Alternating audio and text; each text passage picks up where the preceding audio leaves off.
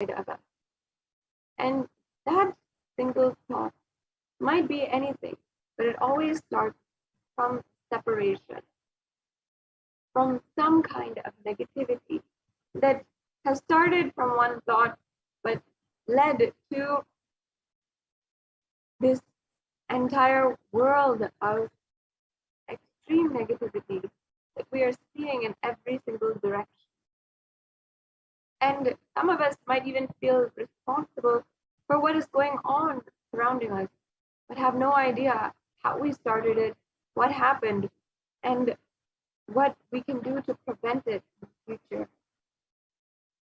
Understand that violence is much like a virus. Starts out small. It might be something which you feel, yes, that's right, actually. But as it grows, it becomes into something uncomfortable, uncontrollable. And you will not even realize it. Before you realize it, it has literally handicapped the entire population, the global population, separated, isolated, country by country, and has ultimately been the source for so much destruction. The minute we feel that there is something that is separate from us or against us, that minute we are creating that violence. And always the violence, like a virus, is never is always seemingly negligible, meaning you can just probably throw it away and you feel that it's not that important, you don't need to address it right now. But ultimately it grows into something that you cannot control, and you feel at the end, I wish I had have addressed this when I could, when it was under my hand.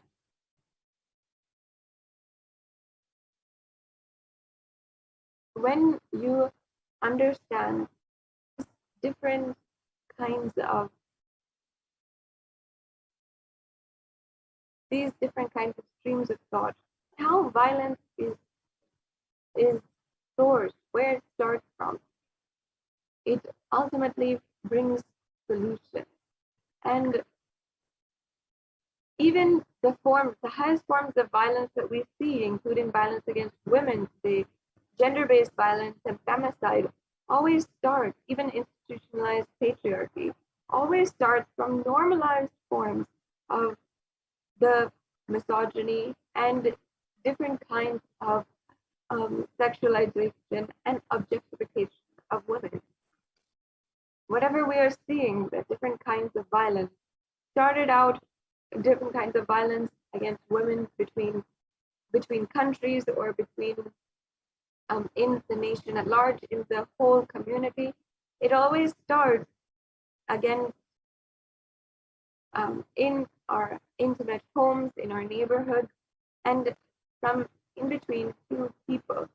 And before that, it always starts inside of one person. In Sanatana Hindu Dharma, we understood from the very beginning, the Hindu civilization and the ancient Hindu rishis understood the solution behind violence.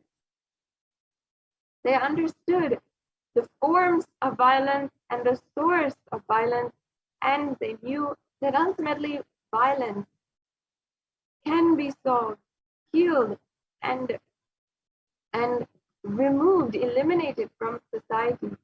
Consciousness and love, pure love from the consciousness. That is the science, the research, the development of the Hindu civilization, and what ultimately the Hindu civilization contributed to the world. Today, during this program, you will understand and experience how you can make violence in your life absolutely irrelevant with this Devi Parashakti Akashic reading program. Just because when you relate to the divine as a mother, all violence simply becomes irrelevant.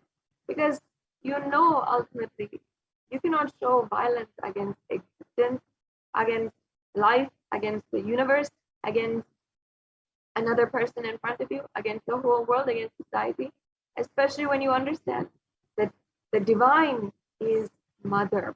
And when you start seeing everything as your mother, you will understand that you literally belong to existence. You literally came from existence. What's the question? Where's the question of feeling separate, lonely, desperate, or orphan when you are being attended every moment and taken care by your mother, by the divine cosmic mother? In this program, you will experience just that, the shift in cognition between seeing everything around you as a separate and everything around you as something that is separate, and seeing everything around you as your own source, as your mother. And what difference it makes, you'll start to see in your life when you just shift that cognition. If you feel it's too difficult, don't worry. I can assure you that just as with one diksha, one darshan, the cognition that we have around us, that everything is against us, will simply change. And today you'll be experiencing the Bhava Samadhi darshan of Devi Parashakti. The Bhava Samadhi darshan is a way that you can awaken that costless bliss inside of you. The bliss that comes from the enlightenment experience itself, that comes from never being taking granted things in your life. And you will see how it manifests in such an amazing way. I welcome each and every one of you to this program once again, where you can experience even the Kundalini awakening, the awakening of the latent potential energy inside of you. You will see, you can even see up to 1300% level increase in your energy levels, in your inspiration, your newfound inspiration for life every single day. And this has been researched and shown to the world in several different experiments with the Kundalini awakening by the Avatar, by the Supreme Consciousness. And Devi Parashakti is manifesting through the Supreme Consciousness of Hinduism out of her love and extreme compassion for each and every one of us, to grant us boon, to take care of us in every different level of ourselves, and to reveal our past, present, and future, to guide us in this extremely difficult time. I understand that so many of you are going through something in your life and unable to find solutions.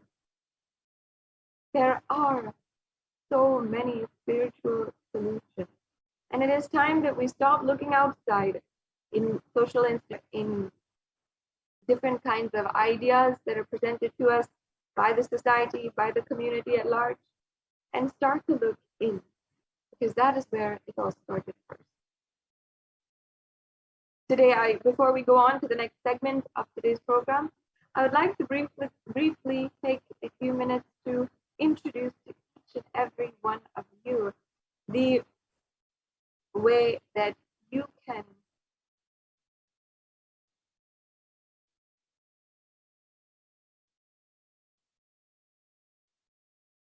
be introduced today to the divine cosmic beings manifesting through the Supreme Pontiff of Hinduism.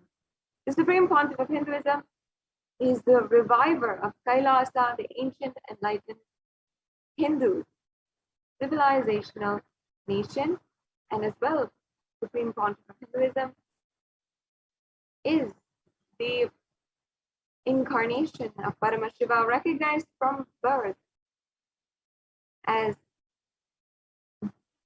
the incarnation of Paramashiva, and imbibing the science of science of power manifestation and the science of temple-based lifestyle, as well as the science of spiritual alchemy, and imbibed this science from a young age from his gurus, from the ancient Guru Parampara, and they successfully revived that for the global Hindu diaspora and for the whole humanity at large to experience and achieve the superconscious breakthrough. And as well, the Supreme Pontiff of Hinduism is reviving the 14 ancient kingdoms, including being the ordained Guru Mahasannidhanam, the 233rd Guru Mahasannidhanam of the Tonde Mandalam Adinam, the Kanchi Kailas Sarvajnapitam, and as well the incumbent emperor of the Surya Vamsa Surangi Samrajyam, and as well the 293rd Guru Mahasannidhanam, the Jagat Guru Mahasannidhanam of the Shamala Pita Sarvajnapitam, the Madurai Adinam, and as well the Supreme Pontiff of Hinduism is the reviver of so many different forms of the Hindu sciences, and with over 300 books which Supreme Pontiff of Hinduism has authored himself in either English, in Tamil or Sanskrit, and has then further translated these into 50 further languages. And as well, the Supreme Pontiff of Hinduism is the Acharya Mahamandaleshwar of the Atal Akada and the Mahamandaleshwar of the Mahanirvani Akada, and these are two of the ancient epic governing bodies of Hinduism, which the Supreme Pontiff of Hinduism is officially coronated as the Mahamandaleshwar and Acharya Mahamandaleshwar. And as well, the Supreme Pontiff of Hinduism has founded and revived over 100 Sarvajnapitas, and has, through his spiritual discourses, more than 20,000 hours of spoken, and as well as initiations and so many different class sessions and programs, had made himself available for the whole humanity through more than 20,000 hours of discourses, which are all available on YouTube, on Kailasa's HDH Nithyananda YouTube channel. And as well, you'll be able to see all of this and be able to explore on Nithyanandapedia as well. And it's such a pleasure, such a beautiful way that you can be introduced to the avatar and start connecting with the incarnation of Paramashiva himself.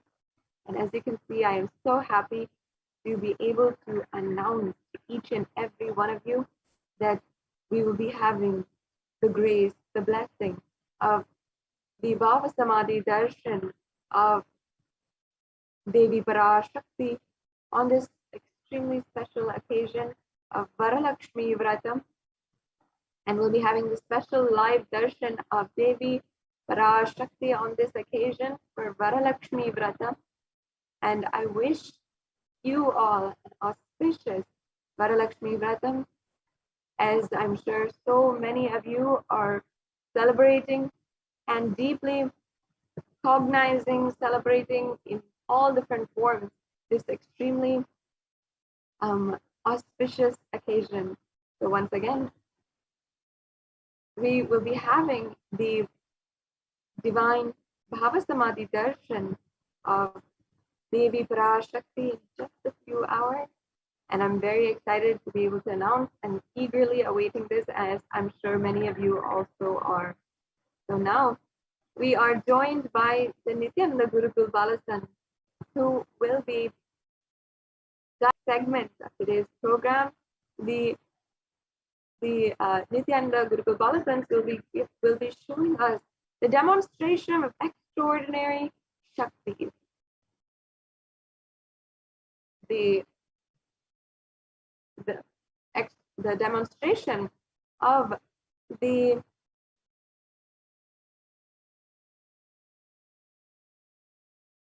innate superhuman capabilities that each and every one of us have, that each and every one of you have. And after today's initiation, what could even manifest as your reality.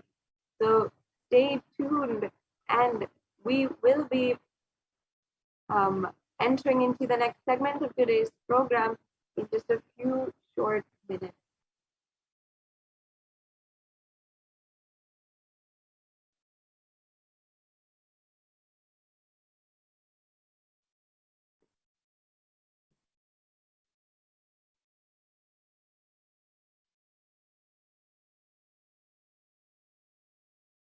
Yes, now we have joining with us Nithyananda Paramashivam, Ma Yoga Pranar, Ma Viraja. It's always so beautiful to see your faces and you here today. So you can go ahead and be introducing to each and every one of the viewers the possibility that lies ahead of them, which you have been able to demonstrate just with the mere initiation of the Supreme Consciousness of wisdom.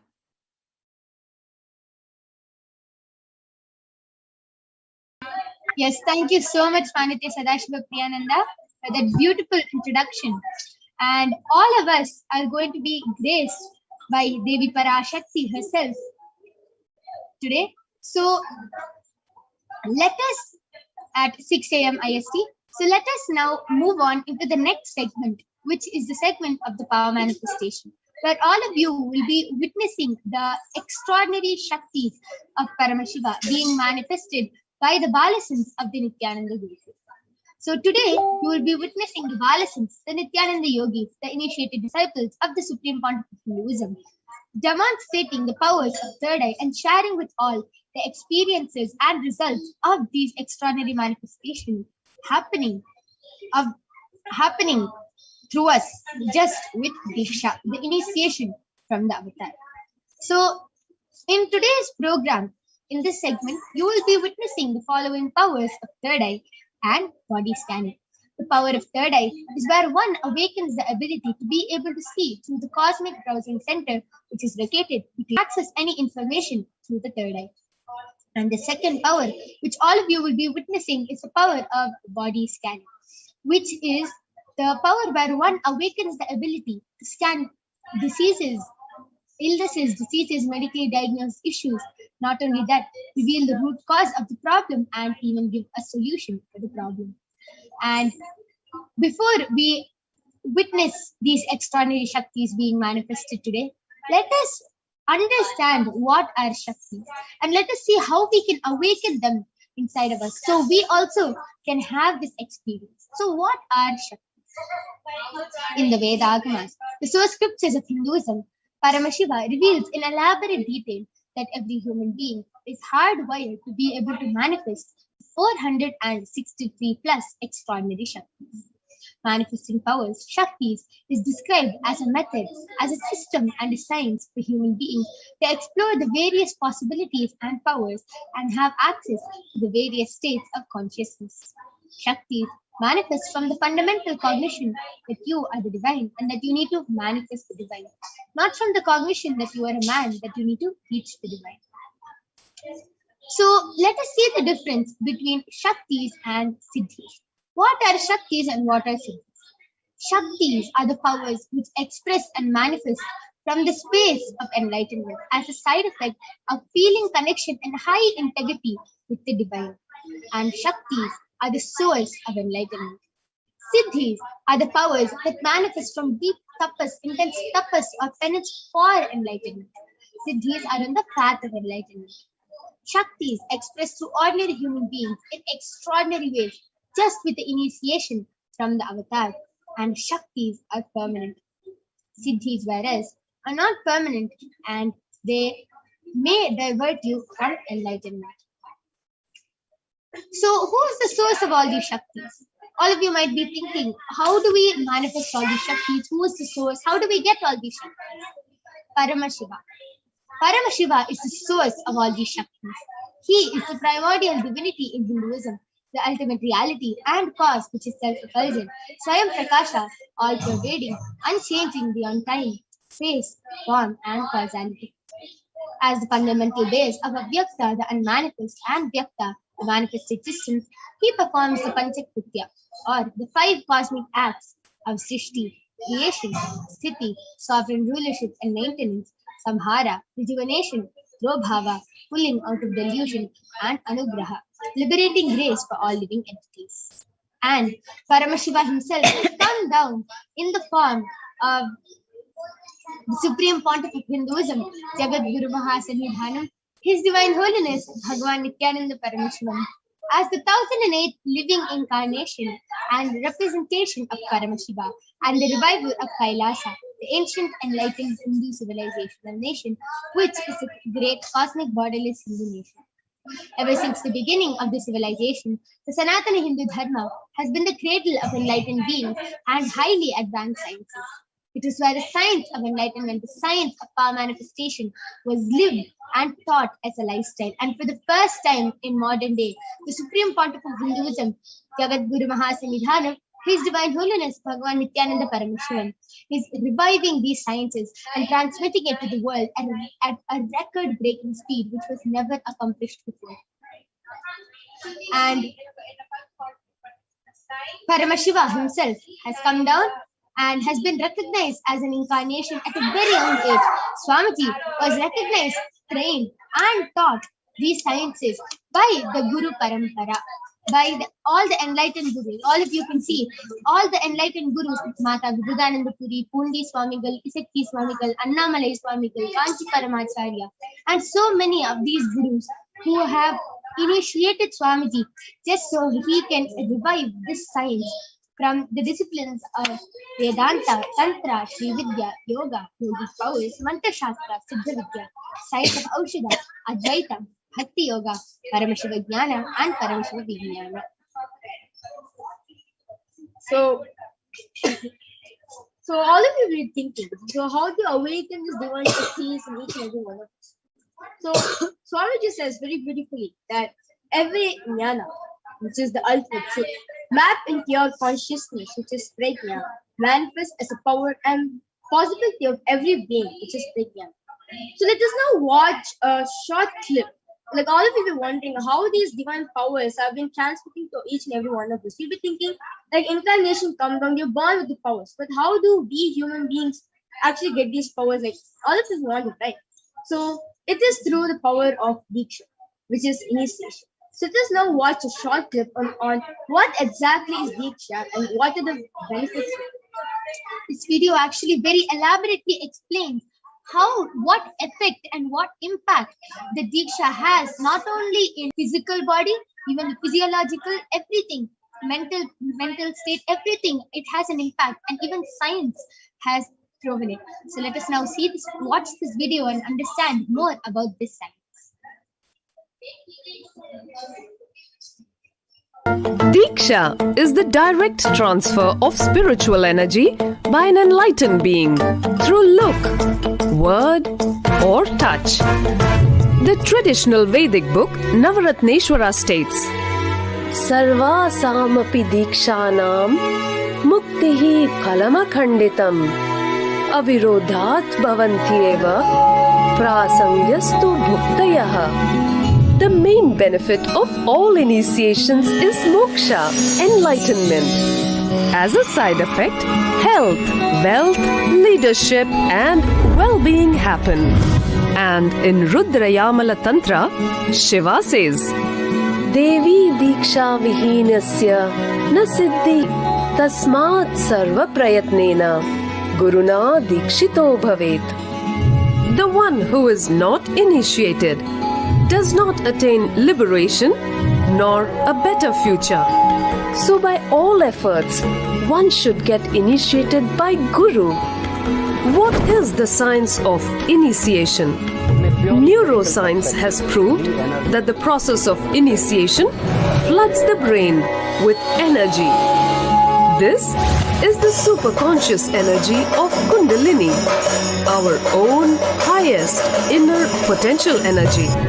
As the Kundalini flows from the thalamus to the cortex, it sets up a powerful energy loop within the brain, which awakens the latent non-mechanical parts which we have never used before.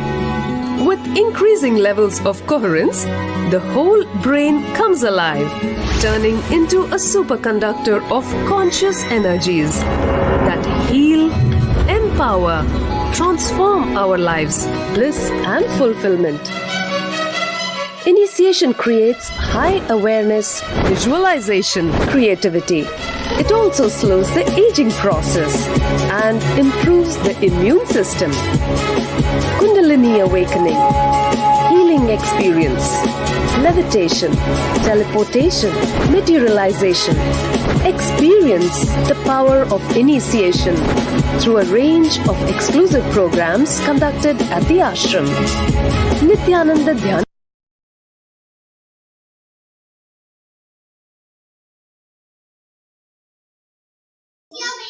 Yes, with a beautiful video which explained very beautifully how the science of initiation has an impact, has an effect on us.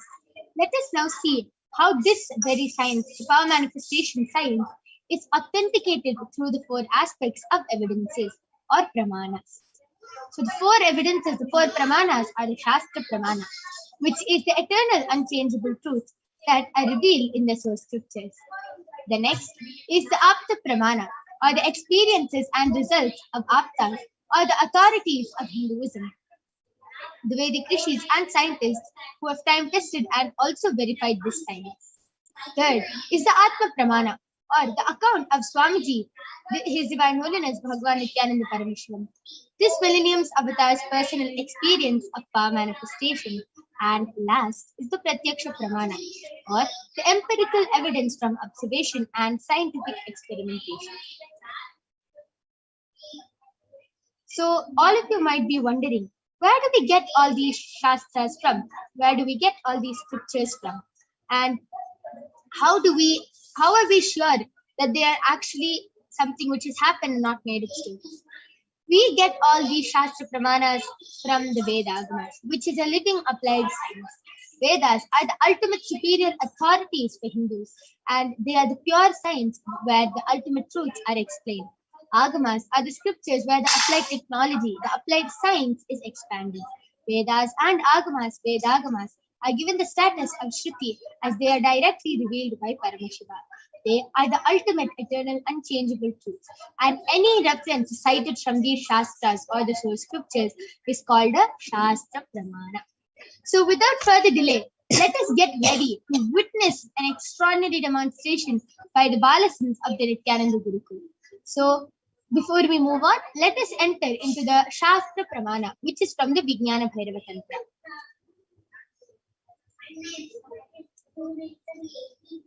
Kapalantarmanonyasa tishtannilitalochanaha kramena manasodadyat lakshaye lakshamuttamam. The translation goes, by fixing the mind on the inner space within the ground center and sitting stably without any movement, having the eyes closed in succession, by that stability of the mind and inner space, through the power of the third eye, one directly sees the ultimate goal, Lakshyam, by having the vision beyond the sight that reveals any object or place, attaining the place of oneness with the source Paramashiva. The next is the Atma Pramana, where Bhagavan Shri Krishna initiates Arjuna into the power of third eye. So this is where all our ancestors have actually manifested this power. It goes back to the time of Dwapar Yuga, where the Mahabharata war happened, and where Bhagavan Shri Krishna initiates Arjuna into the power of third eye. And Arjuna beautifully in the 11th chapter of the Srimad Bhagavad Gita, Arjuna beautifully narrates and describes the complete cosmic form of Bhagavan Shri Krishna as he sees it through the third eye. So Bhagavan Krishna beautifully says to Arjuna, Natu mam shakyase drashtum anenaiva swachakshusha divyam dadami te chakshuhu pashyame yogamaishwaram. The translation goes, but you cannot see my cosmic form with these physical eyes of yours. That were I grant you the divine third eye.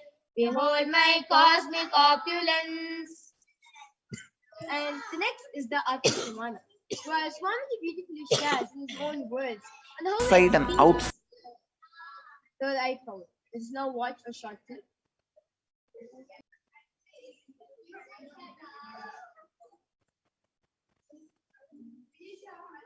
Inside and outside broke.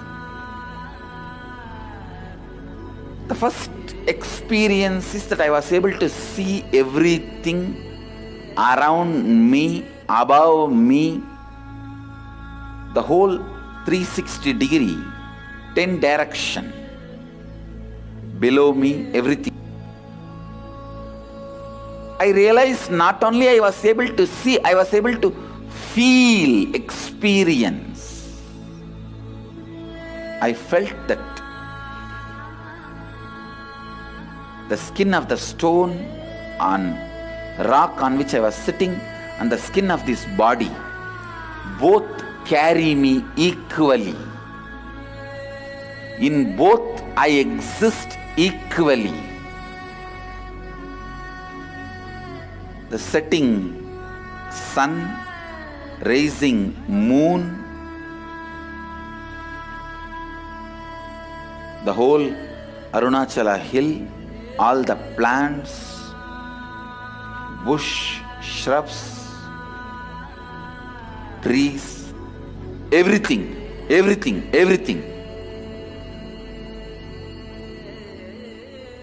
just became so alive. The idea, something is inside.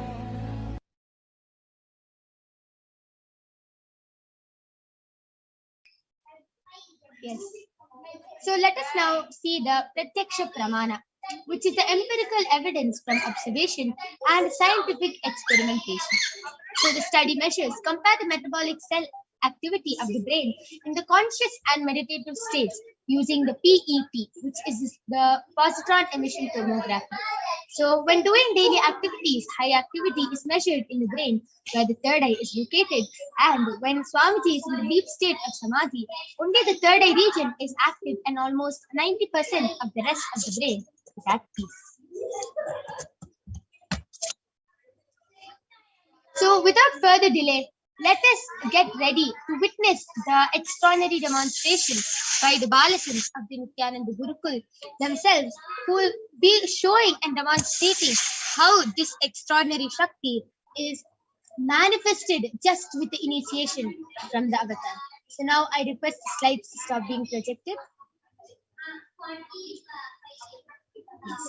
All of you will now be witnessing the demonstration. All of you can see I have a medically tested eye band with me, and in front is a complete opaque sheet, is a thick sponge, and you can see that there is no gap under the eye band at all, and there is no possible way of light entering this eye band at any cost. And Balasant, who will be demonstrating this extraordinary Shakti, is Maniti Virajananda, who is 16 years old, and she has been in the Nithyananda Gurukul for past 9 years now, and she is going to be demonstrating this power to all of you today. Yes. So now all of you can see I'm unstrapping the eye band in front of the camera, and I am placing it on Mahavirija's eyes.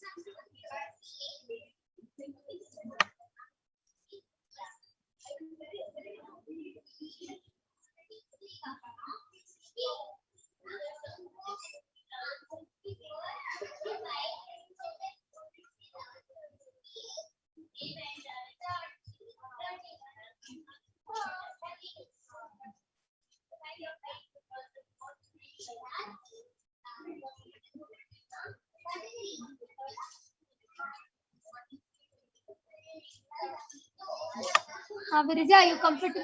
Yes. Yes.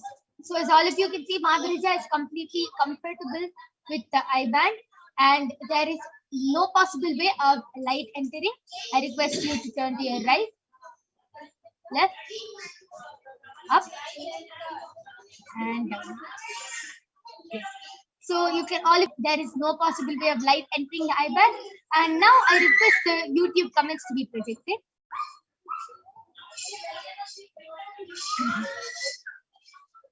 Actually, I would like to confirm all the viewers who are watching us live right now that around me there's no sorts of audio devices like speakers, microphones, or there's nobody around me other than my my co-host, my yoga prana. Yeah, only she is there. Actually, she can authenticate by saying that yes, there's nothing around me. Only a projector where I'll be reading the comments live. Yeah. Yes. So, Mavirija, you can go ahead and start reading the chats from the comment section. I request the comment section be scrolled down a little bit. Yes. So the latest comment which is posted in Kailasa's HDH Nithyananda YouTube channel is posted none other than Ma Nithyananda, and she has posted blessed and beautiful browsing center blossoms and blooms and I and a full stop. Nithyananda Virija and a smiley face. Yes, Nithyananda, welcome back. Actually, nice to see meet you back again. Yeah. Yeah, so you're an everyday customer. Yes. And Ma Virija has correctly read out whatever Ma Mahajalandhara Sitananda has posted in the chat section. And all of you can see how Ma Virija was so confident with what she read. There was no doubt, oh, I think it is this or I think it is this. She was very confident. Mahajalandhara Sitananda has posted this and this is what emoji she has posted. So she was very confident about it. That is the power of the third eye. That is how this power is manifested by the Balasins. Yes. Mavirija, you can go ahead and continue. So in the Facebook comment section, lately is posted by Pargunan Nithyananda has posted Om Nithyananda Paramashivoham, and Malati Kanadi has posted I request body scanning and healing, and thank you. Sure, ma, Maladi, you will be having the power of body scanning. We'll be scanning you in the next few minutes. Yes. Ma Malati, just by the blessings and grace of Swamiji, immediately after this power manifestation of Mavirija demonstrating this power of third eye, you will be witnessing the power of body scanning being manifested by the Balasins of the Nithyananda Gurukul. So do not worry, we'll surely be doing a body scanning. And yes, Mavirija, you can continue reading the comments. And Satish Rani has posted just a minute ago an emoji where a girl with pink colored hair is holding a heart tennis. Wow. Even that, Mavirija was so confident. And it was just whatever Paramashiva reveals, it is just a trust with Paramashiva. Yes, Mavirija, you can continue reading. Yes, Salim G has posted in YouTube Nithyananda and Namaskar emoji and 2 hearts and a mushroom and a girl with dark skin. And Ma Mahajalandhara has posted lol, yes. Everyday customer indeed and a laughing emoji. Yes, Ma Mahajalandhara is an everyday customer and always help scanning and everything. Yes, Ma, thank you. And yes. Sanjay Vikaria has posted Italian Balasins and exclamation mark.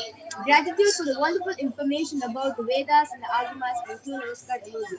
Yes, actually, Sanjay, all this, if you can actually see, if you read the Guru Gita, beautifully says that any Guru, whether you're enlightened, whether you're incarnation or no, if you are transmitting some knowledge to the world, it always has to be acid washed, because the experience you might have specifically will be good for you, but not for the whole world. So Swamiji exactly does that. Any experience he had, Swamiji had the experience of the third eye vision, but he completely acid washed it with the Shastra Pramana and the Apta Pramana, and then only he gave it out to the world as Sakshi Pramana. Till then, Swamiji did not reveal it. Only after acid washing it, Swamiji revealed it. So it is all, everything, all these segments you will be seeing, the power manifestation, everything is directly from the Vedas and Agamas. We have Shastra Paramanas and everything, full proof for it. So it is completely authenticated through the Shastra Paramanas. Yes, that was a very beautiful demonstration of the power of third eye. Now I'm doing the I-band from Mavirija. Yeah. So now all of you can see the I-band is completely intact. There is no change in the I-band as I just put it on Mavirija. Yes, that was a very beautiful demonstration of the power of third eye. And please stay tuned for the upcoming power, which is the power of body scanning.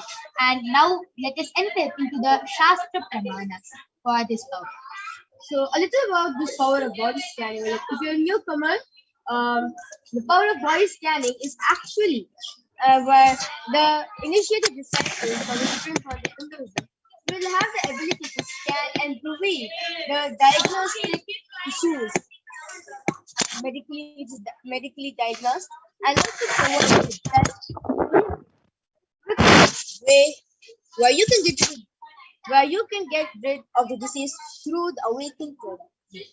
Now let us now see the Shastra Pramana, the scripture reference to the power of body scanning, which comes from the Vijnana Ganatantra Sutra 50. स्वदेहे जगतो वापि सूक्ष्म सूक्ष्मतराणि च तत्त्वानि यानि निलयम् ध्यात्वान्ते व्यज्यते परा. Bhagavan Paramashiva says, cognize deeply that from the subtle to the subtlest constitutive principles of your whole body, Swadeha, or of the whole universe, simultaneously consist of the essential reality. They are being absorbed in their source cause, Paramashiva, and by the experience of such restful awareness, one becomes complete from all thoughts, and the ultimate universal divine power, Paradevi, Adi Shakti, is revealed, and the supreme power manifestation happens. The next is the Apta Pramana, which is from the life of a Siddha named Terayar. Terayar was a Siddha and one of the prominent disciples of Agatyar. One day, a man suffering from a severe headache comes to Agatyar for healing. Agatyar uses the power of body scanning and identifies the root cause of the headache. He reveals that there is a small Tere, a type of frog, sitting in the person's brain. And Agatyar immediately instructs Terayar, his disciple, to perform an open head surgery and remove the frog. And remember, this is 5,000 years ago. Terayar successfully completes the surgery. The man is completely healed from the headache, and the disciple gained the name Terayar. And third is the Atma Pramana, which is from the life of Swamiji himself. On the 22nd of December 2019, Swamiji beautifully shares, only when I had a multiple compound hand fracture was I forced to go for checkups and surgery. And at that time, I detected heavy metal quantity in different organs of mine, and it was revealed that I had been poisoned without our knowledge. I immediately used diagnostic methods instead of medical facilities to study the body condition due to the poisoning. Through the body scanning, I found out what the problems and imbalances had happened and where the balance had to be done. I used allopathy as a second opinion just to verify my findings. Swamiji beautifully manifests the power of body scanning and Sushada, going beyond pain. And last is the Sakshi Pramana. All of you will now be witnessing the live demonstration of the power of body scanning by the Balasins of the Nithyananda. So if you want a body scan, like how to say, Go ahead. yeah. Post your comments in the Kailasa's HDH Nithyananda YouTube channel and the HDH Stadium Bhagavan Nithyananda Paramashivam Facebook page, and you can definitely get a body scanning done. And if you're very eagerly waiting at the body scan, the latest comment which comes up first, and we'll be doing the scanning. So go ahead and post your comments, and for those of you who have posted their comments in Facebook and the YouTube channel after a short break.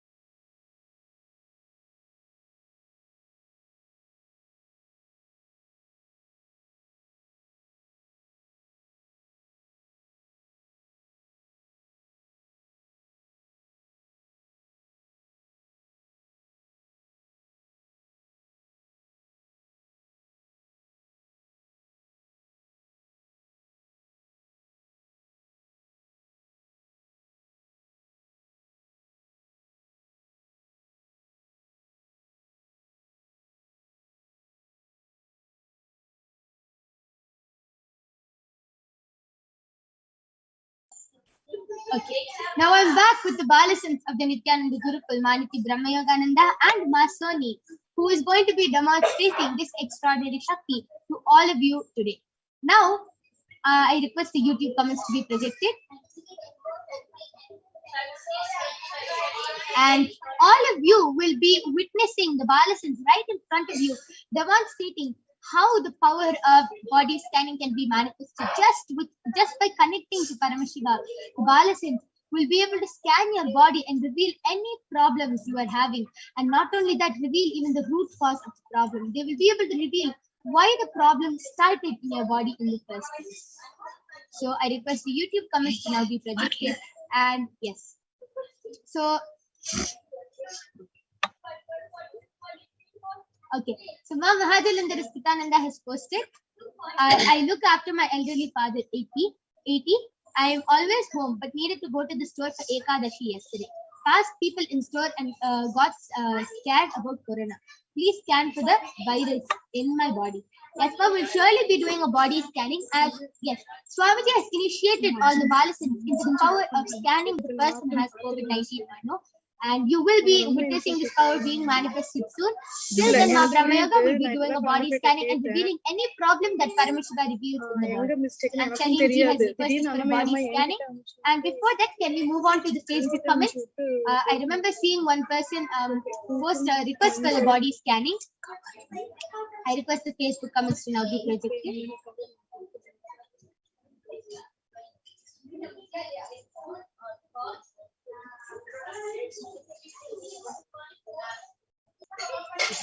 So Ma Malati has requested for a body scanning. So you can do body scanning for Ma Malati, Asoni. And yes, I request the Facebook comments to be scrolled to the above previous comments. I request the previous comments in Facebook to be projected.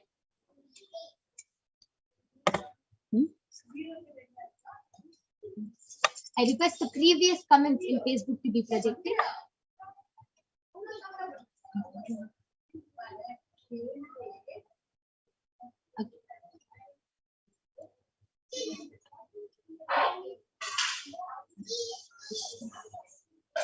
Okay, we can go back down to the latest comments.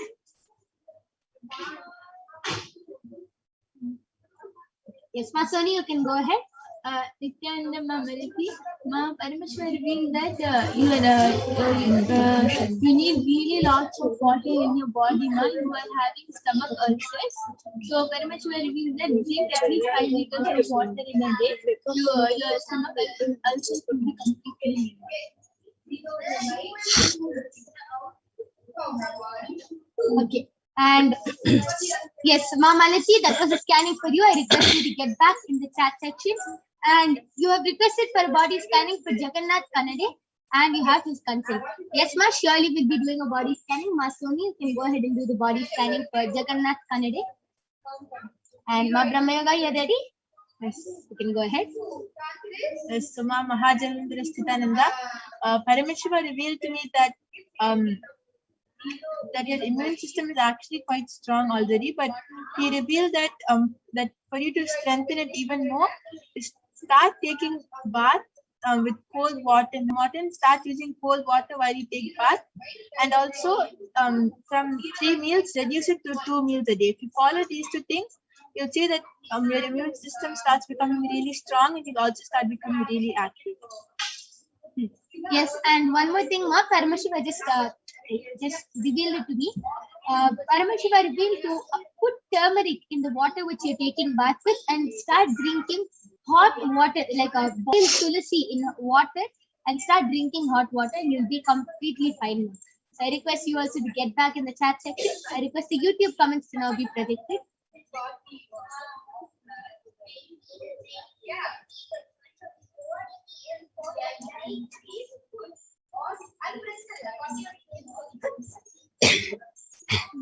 Okay.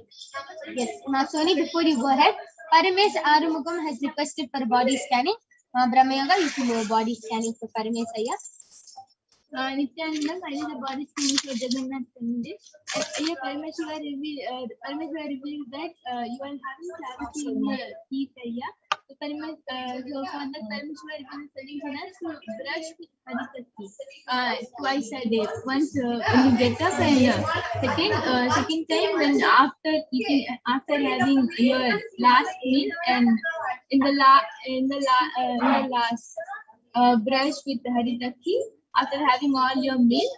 And second thing, Paramashiva revealed that your this next week is really weak.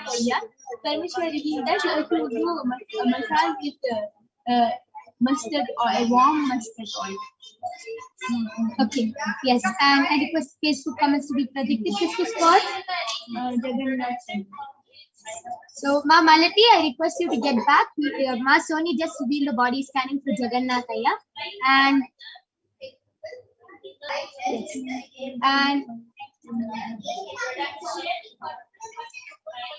yes, Ma Brahmayaga, you can also go ahead.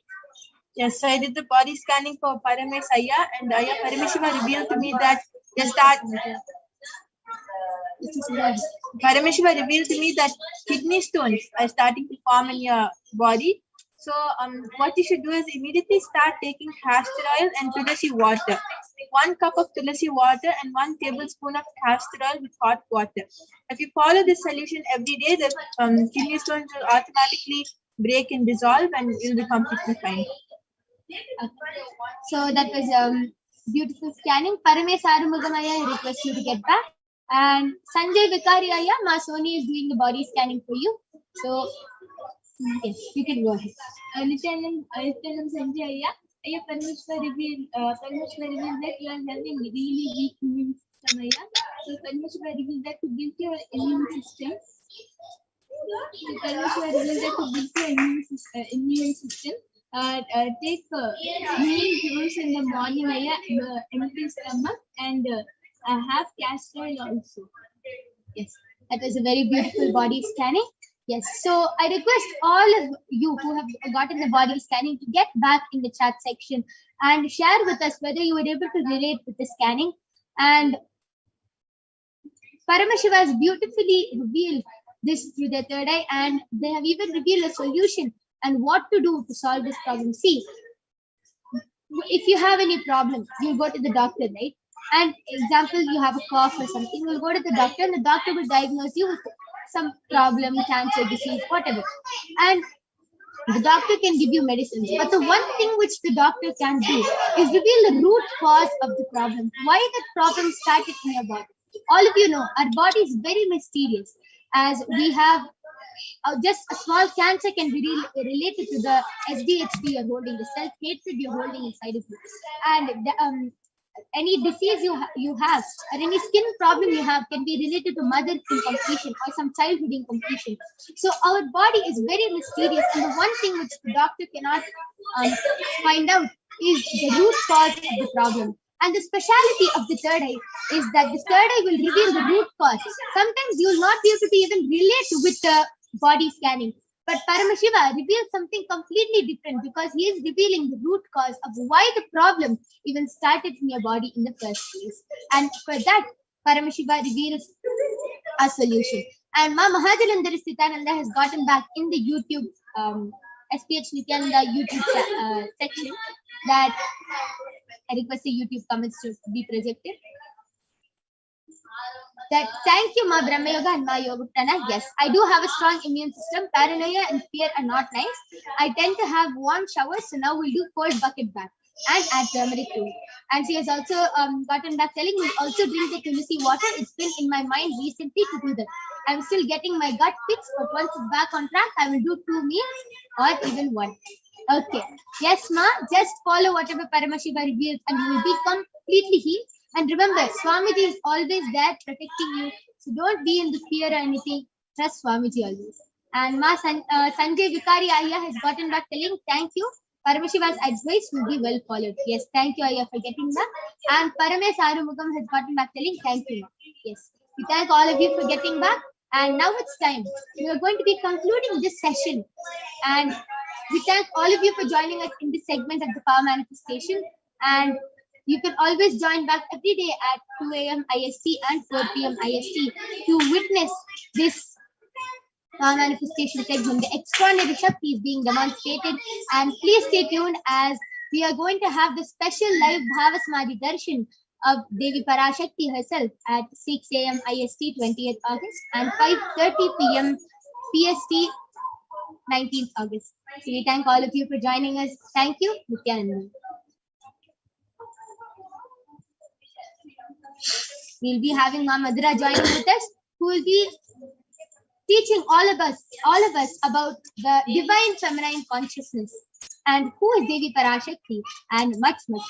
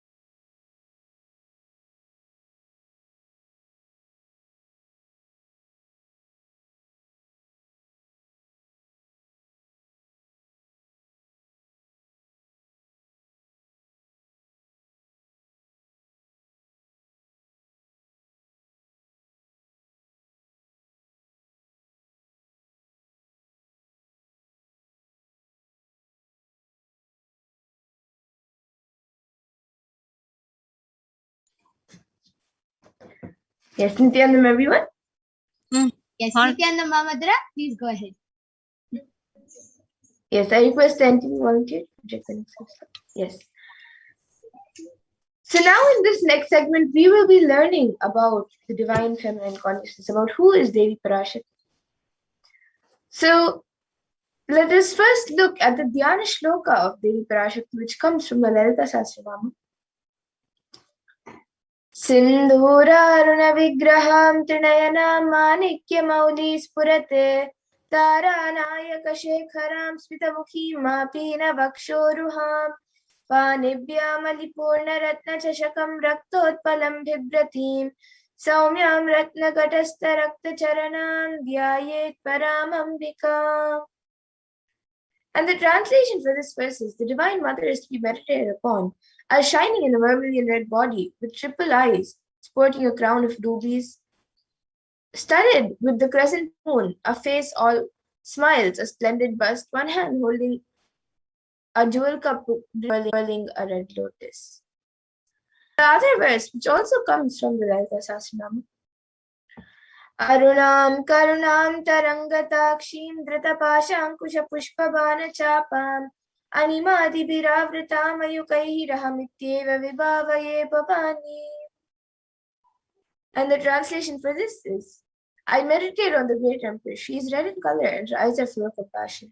She holds the noose, the good, the bow, and the flowery arrow in her hands. She is surrounded on all sides by powers such as anima for rays, and she is the self within me.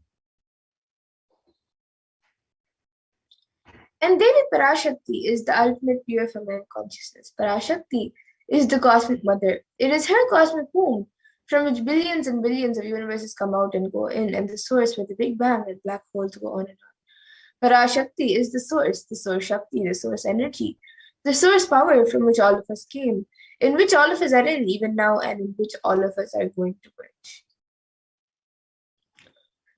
And today, out of her extreme love and compassion, Parashakti herself is manifesting through the embodied form as the Nijavatar of the Supreme Pontiff of Hinduism, Jagat Guru Mahasannidhanan, His Divine Holiness Bhagavan Nithyananda Paramashivam, gracing us, answering all of our questions, attending to our giving boons, healing us, revealing our past, present, and future, delivering profound spiritual truths, and ultimately giving us the experience of Paramashivoham itself. And in the words of Devi Parashakti, she beautifully says, raising as Omkara, expressing as Vedas and Agamas, blossomed as Shrimkara, filled as Parashodasi, living in 40 triangles, the Kailasha Swami is in Kailasha, Shri Purachintamani, Parashodasi, Meenakshi. Parashodasi sitting as part of Paramashiva, Parameshwari who rules the world. Paramashakti, Manonmani, Meenakshi as Nithyananda, Nijavatar here, to give good boons to everyone, to bestow all goodness. Hiranya Garbha Swarupini, Brahmanda Yoni, Shami, Chandramauli, Rapala, Aparna, Uma, Parvati, Savitri, Navayavana, Samrajya Lakshmi, Parameshwari, Parashodasi, Meenakshi, taking the form of Nithyananda, I came here as Nijavatara. With great compassion and blessing, listen people, to do good to all of you, I took the form of Nithyananda and came down as Nijavatara. And again, Devi Parashakti beautifully says, raising in Omkara, blossoming as Shiva, Shiva manifesting as source of existence, powers of existence, expression of existence, from the oneness of Om, blossoming into two as Prakriti and Purusha, blossoming as three Shaktis, Icha, Kriya, and Jnana, growing as four Vedas, expanding as five Panchabhutas, beyond six chakras, filled as Gotras of seven Rishis, expanding as five Panchabhutas, beyond six chakras, filled as Gotras of seven Rishis, existing as nine, expanding as eight directions, existing as nine Grahas, blossoming as 10 Indriyas, being as 11 Rudras, creating all the worlds to tell and make truth blossom and to do good. Parashorasi, Meenakshi, in the form of Nithyananda, I came to bless every one of you. And now let's see how we can receive Devi Parashakti. So literally we're seeing Paramashivoham and Parashakti at that moment. She is there on your screen, so always receive her very traditionally. You can keep 2 betel leaves, 1 banana, 1 betel nut, and a coin in front of the screen as you receive Devi Parashakti. And for those of you who don't know, the coin is actually considered the traditional dakshina in the Hindu tradition. It can be the lowest value. In India, it can even be just 1 paise. In the US, it can even be just a cent. Swamiji says, I'm not trying to monetize. Keep even 1 cent is okay. So for 100 days, if you have darshan, it will add up to $1. In India, even 1 paise is okay. And you can offer that to Devi Parashakti. And once the darshan is over, you can do namaskar and eat the banana, the betel leaf, and the betel nut, taking it as prasadam. And the coins that you collect, you can send it to the Los Angeles temple for the further procedures. And some of you might be wondering how this betel leaf and betel nut may benefit you, whether it's physically, emotionally, mentally, how will it benefit you? So this betel leaf and betel nut may look too small, but in a few days, you will see how much that's your sentiment that really Devi Parashakti is there. You will not take the Devi darshan for granted. Rituals will break your monotonous unconscious mentality and lifestyle and remind you and raise you to the powerful combinations. It will break your unconscious behavior. And now all of you can see how you can set up your tambulam. You can set up the 2 betel leaves, the 1 banana, the 1 betel nut, and the coin. You can set it up all in a plate. These are the 4 basic items, as you can see in the image. There are a few additional items also kept, such as a coconut, some kumkum, turmeric, bangles, and some flowers. So these 4 items, the betel leaf, the betel nut, the banana, and the coin, are the 4 basic items. But if you would like, you can also keep the additional items. So you can set up everything up in a plate, keep it in front of the screen, and receive Devi Parashakti when she comes for the darshan. And with that, we come to the conclusion of this segment where we have learned who is Devi Parashakti and how you can receive Devi Parashakti when she comes for the darshan. So with that, we'll now be moving to the next segment of this program where we will be seeing what Devi Parashakti has revealed in the Akashic and how important it is for all of us to understand, internalize, and follow what Devi Parashakti has revealed in the Akashic readings. So with that, we'll be back after a really short break to move on to the next segment.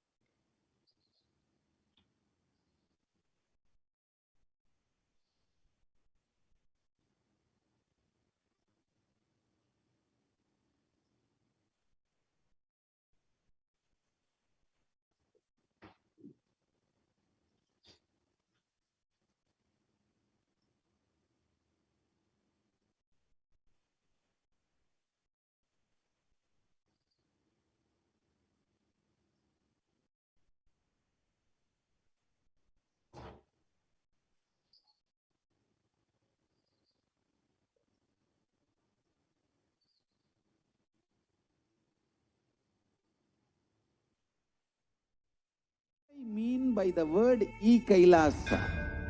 Listen intensely.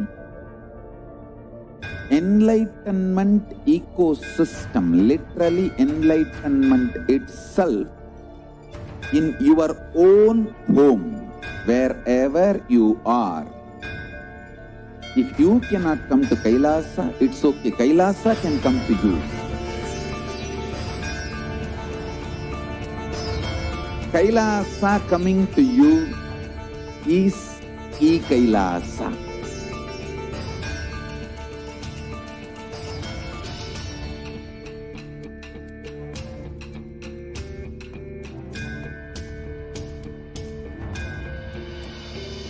I will revive Hinduism. I am a Hindu revivalist, not by any revolution, but by evolution.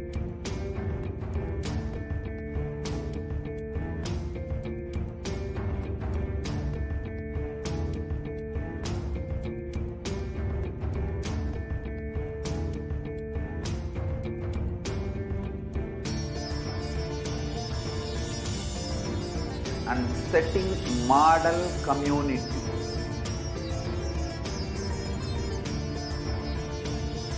Kailasas, enlightenment ecosystems, Sarvanya Peethas all over the world.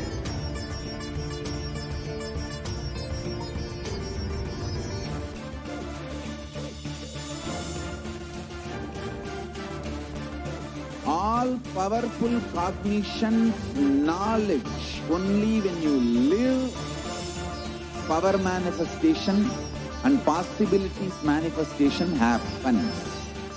It's a fundamental truth.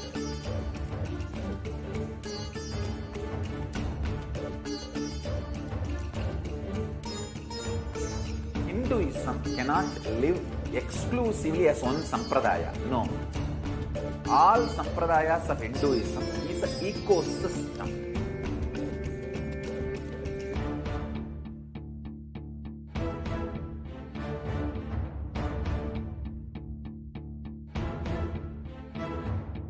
So don't keep quiet thinking that if one sampradaya is attacked, only that sampradaya is going to be affected. It's an ecosystem.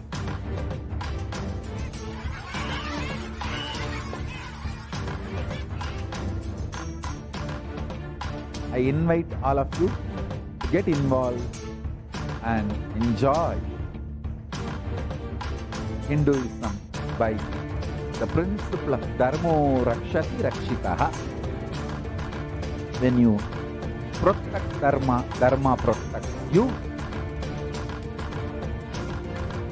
We will make the whole plan.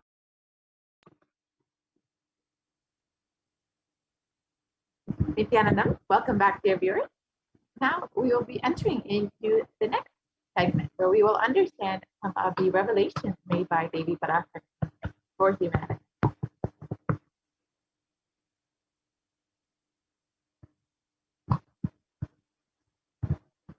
So, as we all know, humanity is still undergoing the effects of the cosmic surge, the Pralaya. Thousands of deaths due to the global pandemic and emerging fungal epidemic, along with the record numbers of natural disasters, have taken a huge toll on humanity's collective psyche, leading to an increase in poverty, malnutrition, depression, and mental health issues. So what has caused this? Who is behind it? How could this have been avoided? What is the solution for this? In this segment, let us go through an analysis of Devi Parashakti's revelation on the cause and solution for this pralaya. As all of us know, over 4 million people have died over the course of this pandemic, and over 175 million people have been infected with COVID-19, and the worst affected countries are the US, India, and Brazil. And the number of COVID cases in India alone has crossed well over 29 million. And the number of deaths due to COVID-19 has crossed well over 374,000, with 75 million people falling into poverty since the beginning of the pandemic. Now, these numbers are considered to be severely underreported, so the actual situation could be much worse than what we know. And India is not just suffering from this global pandemic, but the suicide and mental health issues as well. India is the 6th most depressed country in the world. And 6.5% of the population is suffering from some form of mental illness. And there is a rate of 10.9 for every 1 lakh people with suicide. And suicide is one of the biggest causes of death among the age group of 15 to 24 years. India is not just suffering from this ongoing pandemic, but several natural disasters have been affecting the country, including the cyclone in Kerala and recently the floods in Maharashtra. And as this pandemic continues on, there is a serious cause for concern for the third wave, which is to come very soon. So how could we have prevented this? How could we have avoided all of this? Devi Parashakti revealed on the 31st of May 2021 the reason for this ongoing. Let us listen to that revelation.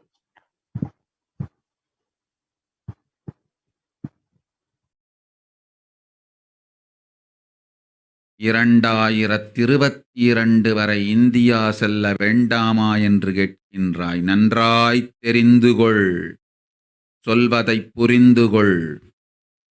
இந்த பெருநரகமான கிருமி போஜனம்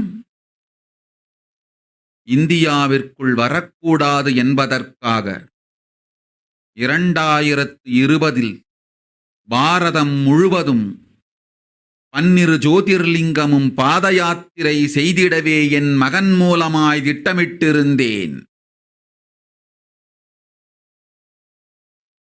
படுபாவிகள் ஓடத்தின் மாலுமியை ஊர்விட்டு துரத்தினார்கள். என்ன நடக்கிறதென்று பார். முறையாக கைலாய நாட்டின் தலைவனாக நிறை மரியாதையொடு நல் மதிப்பொடு என் நிஜாவதாரம் நித்யானந்தன் திருவடி மீண்டும் பாரதத்தில் பட்டு பாத யாத்திரை செய்த பிறகு மட்டுமே நீ அங்கு செல்ல வேண்டும். அதுவரை உன்னை காத்து செல்லாதே. ஓம்.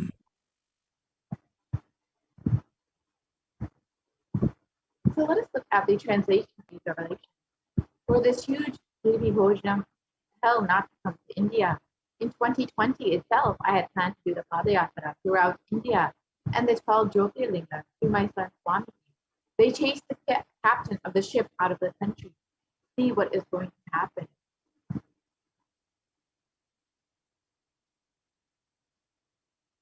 So let us go back to 2017 when the Supreme Court of Hinduism revealed the vision for the Padayatra that was to take place. Let us watch that video now.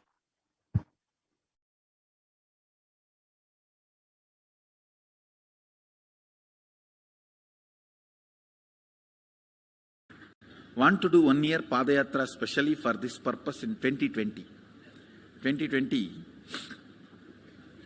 planning for a full year, I'm going to walk from Rameshwaram to Amarnath. 1 year with 10,000 people, just walking all over India to spend time with people. 2020, there will not be any program other than Padayatra and just spending time with people. Just walking. Of course, 10,000 people will be walking with me. Maybe 200 vehicles to carry our food and all the other items, transportation. Enjoying the river banks, forests, and time with nature. 10,000 people manifesting powers. Walking from village to village. What do you think will happen?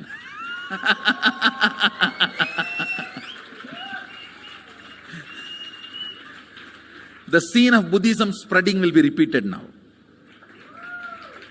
How the Buddhism spread. 10,000 monks walking from village to village. What will happen? That's only monks. Here, power manifesting 10,000 people. The whole village will be manifesting powers. Just want to enjoy India and let India enjoy me. So planning for next year Kumbh Mela 2019, next year January Kumbh Mela. Before that, all the Balalayam, everything. Balalayam is going to be like the same structure outside with one stone tower, gold coated. It will be something tall stone tower and 5 Rajagopurams, which will be something like 120 feet. This will be the Balalayam. And after the Mulalayam is built, this Balalayam will serve as a Utsava Murti Sannidhi, where the Utsava Murtis will be worshipped and where see in the main temple, there will not be any archana or anything because just for darshan itself, there will not be time. Like Tirupati, you can only have darshan and arti, the camp for arti. No other worship is allowed in the main temple. Because 12 Abhishekam is going to happen, 12 Kala Abhishekams. So continuously the rituals will be going on. People can have only darshan. They will not be able to involve themselves in any ritual. Other than darshan, nothing else will be allowed. So all the archana, all the other offerings, like people will offer the archanas and other, everything will be done to the Utsava Murti, which will be kept in the Balalayam, the present Balalayam, present structure. So people can spend time here. That will be more like a main darshan. This will be like energy darshan, where you can give letter, get response. So by next year, the Balalayam will be ready. So 2019 full year, I will be conducting the programs and everything. One full year, Padayatra, walking. Next year, Jayanti, means 2019's Jayanti to 2020's Jayanti. Full year, Jayanti to Jayanti will be Padayatra. Before that, we will make 10,000 people power manifestors. It will be sannyasi, brahmachari, grihastha, all put together. 10,000 people will be walking. What a scene it will be. I think that is the only way the revival of Sanatana Hindu Dharma. And Supreme Pontiff Hinduism revealed the vision for the Padayatra to take 10,000 power manifestors from Kanyakumari to Kashmir and to meet people where they are, to allow them to see the Supreme Pontiff of Hinduism, be blessed by him. And the Supreme Pontiff of Hinduism was ready to give any solution for any problem for every single person, whether it's physical problem, mental problem, psychological problem, emotional problem. The Supreme Pontiff of Hinduism was ready to attend to people where they are. This whole Padayatra would see a huge revival of Hinduism, like the seed of Buddhism spreading. We would see how Hinduism would once again be revived to its glory. And since the age of 10, the Supreme Pontiff of Hinduism has been enriching people and preparing them for this Padayatra, to save them from this pralaya, and to bring the superconscious breakthrough to humanity.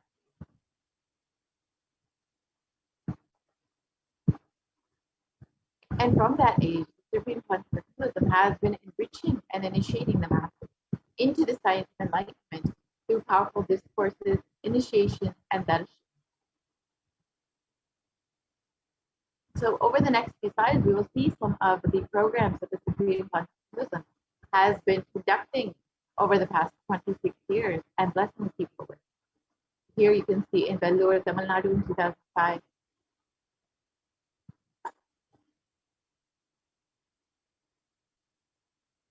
In Rasipuram in Tamil Nadu in 2005. In Namakkal in 2005.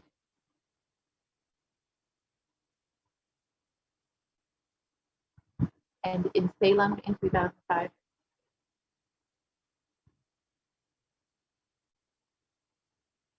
the Nithyanandam program in Italy.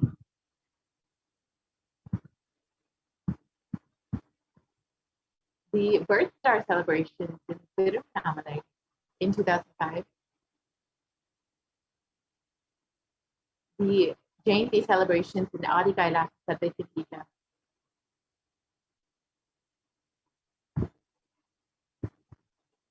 The Jayanti celebrations in Tiruvannamalai.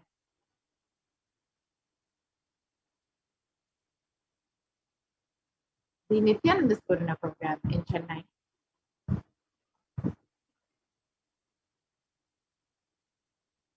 The Guru Purnima celebrations in the Adi Kailash Sadhyatika. And each of these photos, you can see how many people are in attendance, how many people from different various backgrounds who are being blessed into the science of enlightenment. The Bhakti Spurana program, the Dhyana Spurana program, the Little Anandas program, which was blessing the youth into the science of enlightenment. The Saptayagam, which was Salem, which was a series of homas conducted by the 15th Hinduism, where he also guided disciples into the same homa. You can see the photos of the Supreme Master himself conducting the homas, as well as blessing people and guiding them into the same homa. This was a huge offering to humanity.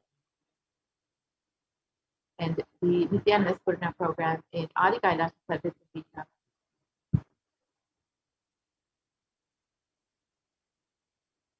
The Nithyananda Spurana program in Salem. And all of these programs held to guide people, to bless people, to prepare them for this superconscious breakthrough, to guide them through this pralaya, and to prepare them for this re-energizing process. However, the anti-Hindu elements made it nearly impossible for the Supreme Conscious of Hinduism to do the Padayatra and the re-energizing process by driving the Supreme Conscious of Hinduism out of India. So let us listen to Devi Parashakti's revelations on the solution for this. 2022 வரை India செல்ல வேண்டாமா என்றாய் நன்றாய் தெரிந்துகொள் சொல்வதை புரிந்துகொள் இந்த பெருநரகமான கிருமி இந்தியாவிற்குள் வரக்கூடாது என்பதற்காக 2020 பாரதம் முழுவதும் 12 ஜோதிர்லிங்கமும் பாத யாத்திரை செய்திடவே என் மகன் மூலமாய் திட்டமிட்டிருந்தேன். படுபாவிகள் ஓடத்தின் மாலுமியை ஊர்விட்டு துரத்தினார்கள். என்ன நடக்கிறதென்று பார். முறையாக கைலாய நாட்டின் தலைவனாக நிறை மரியாதையொடு நல் மதிப்பொடு என் நிஜாவதாரம் நித்யானந்தன் திருவடி மீண்டும் பாரதத்தில் பட்டு பாத யாத்திரை செய்த பிறகு மட்டுமே நீ அங்கு செல்ல வேண்டும்.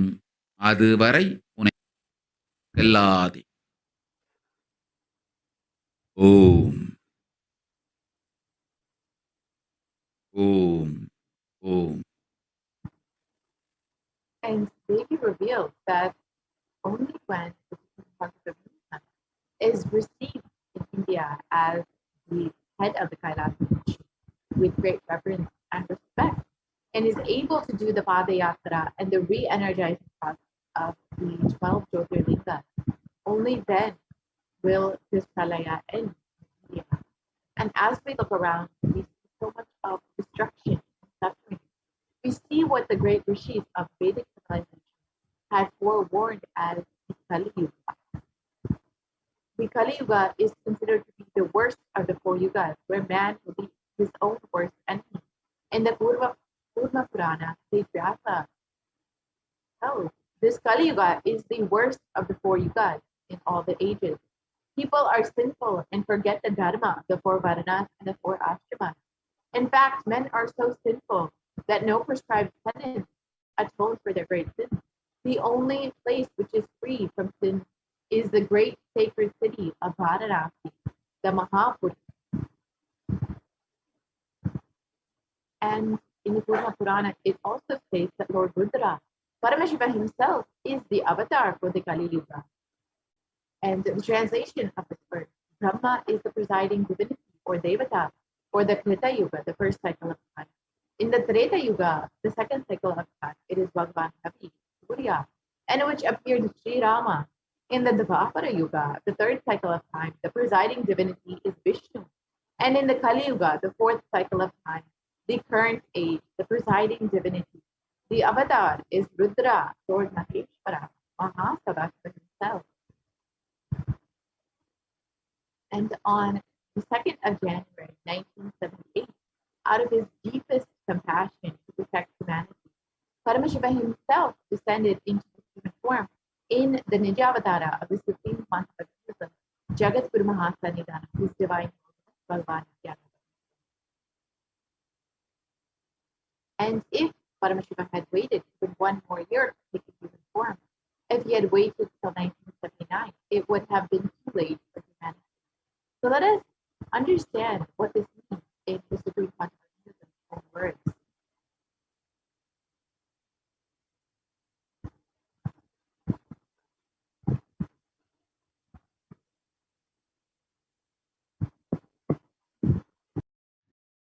And I tell you, O Hindus, don't be afraid. I am back with the same science.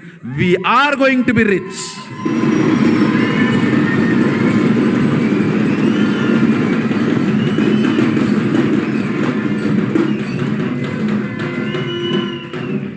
It is not lost. Just the last minute climax. Before it was going to be put off, have happened.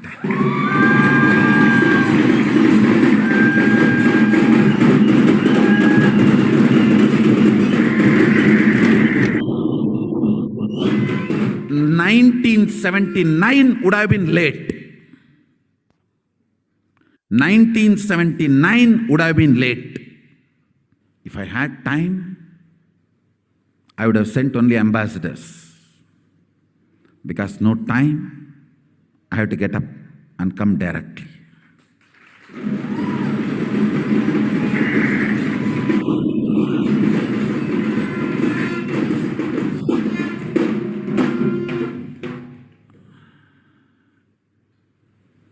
O Hindus, feel blessed.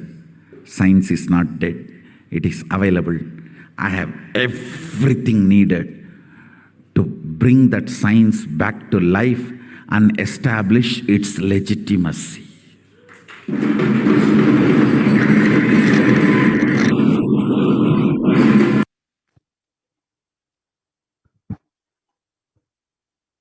And the Avatar's advent on the planet Earth was to protect the world from this great cosmic deluge, to bring the new age, the Satya Yuga. So let us listen to Devi Parashakti herself revealing about this.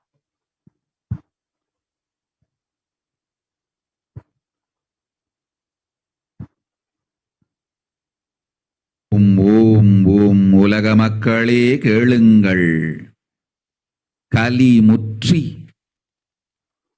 கலி கழிந்து புதுயுகம் சத்தியயுகம் புறப்பட வேண்டிய காலம் வந்ததனால் வந்திருக்கின்றது இந்த பெரும் பிரளயம்.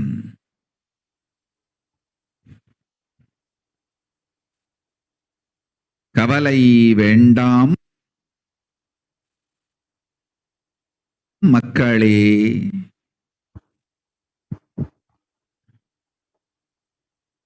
நித்யானந்தன் வடிவம் தாங்கி நாமே இங்கு வந்திருக்கின்றோம்.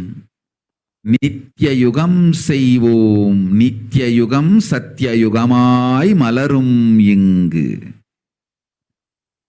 ஆனந்தமாக இருங்கள்.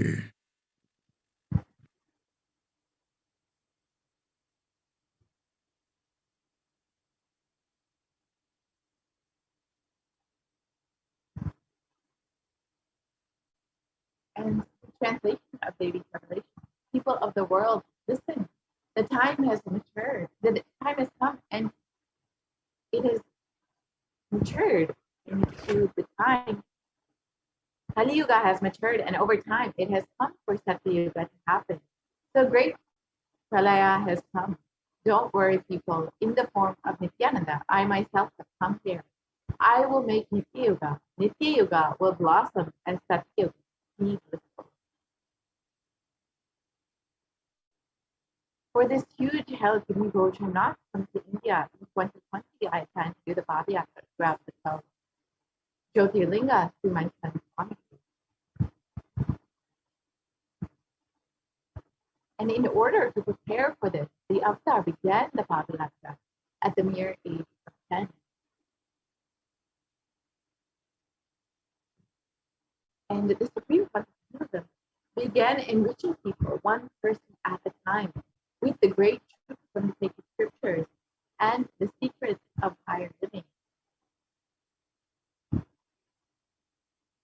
Even at the age of just 14, all of his classmates would follow the Yatra, where the Supreme Consciousness led them from Kuriyatam, Tamil Nadu to Tiruvannamalai, the birthplace of the Supreme Consciousness, and a huge pilgrimage site. And when the Supreme Consciousness was around 19 years old, all his fellow classmates at the Ramakrishna Math recall the Yatra, where the Supreme Consciousness led them from Chennai, Tamil Nadu to Tiruvannamalai, and gave them an unforgettable pilgrimage trip experience. And the Supreme Consciousness continued walking the length and breadth of India, reaching more and more people, and preparing each one until the Supreme Consciousness founded the international mission, the Nithyananda Sangha, and to revive Kailasa internationally on the 31st of December, 1999. And the Supreme Consciousness established the first Kailasa enlightenment ecosystem, the Tiruchengotta Adinam, on the 14th of April 2001. And here you can see the photos of the Supreme Consciousness on the day of the inauguration, when he was just 23 years old. And in 2003, the Avatar continued his Vijayatra all over the world to enrich people from various backgrounds.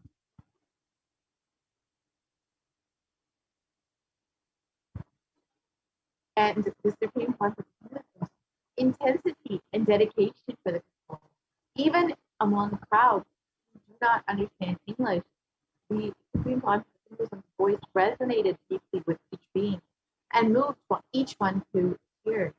Here you can see in Guadeloupe and in Brazil, the people receiving Supreme Consciousness with so much of gratitude and affection, despite not understanding any of his teachings necessarily.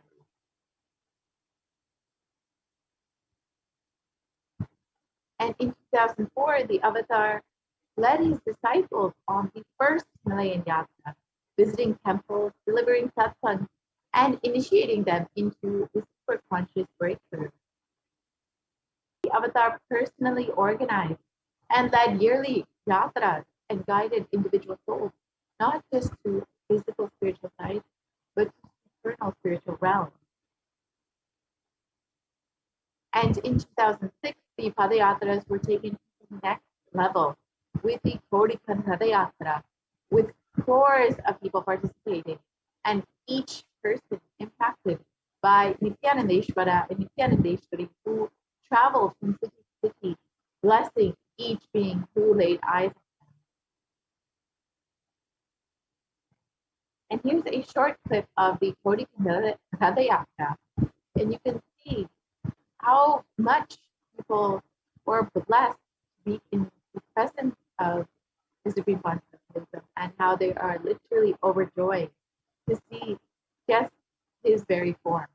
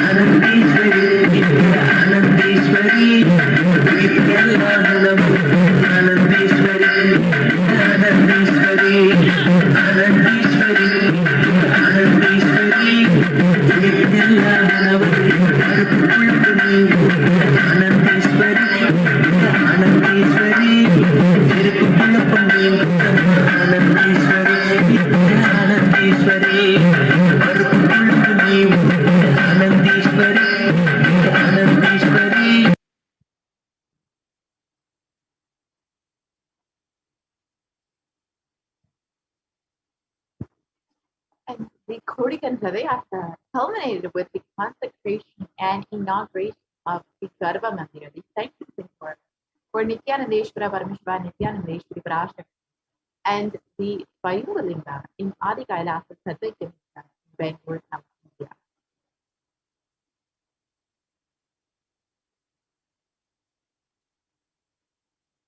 And these deities were energized as Archapatas, radiate the energy of Paramashiva and Parashakti to create Adi Kailasa Sadhya as a ship to save humanity from this upcoming Pralaya and to bring them into the new age, the Satyuga.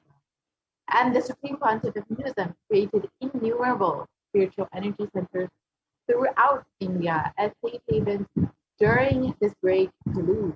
And here are just three of them: the Kailasa in the Chandragopal, the Adi Kailasa Satyuga, and the Kailasa in Hyderabad. And in 2008, the Avatar created and energized the Nithyananda Paramashivam, which would protect anyone who bathes in its waters from the deadly COVID-19. Let us watch a short clip of the Supreme Concept of Hinduism performing Akashic for the onlooker.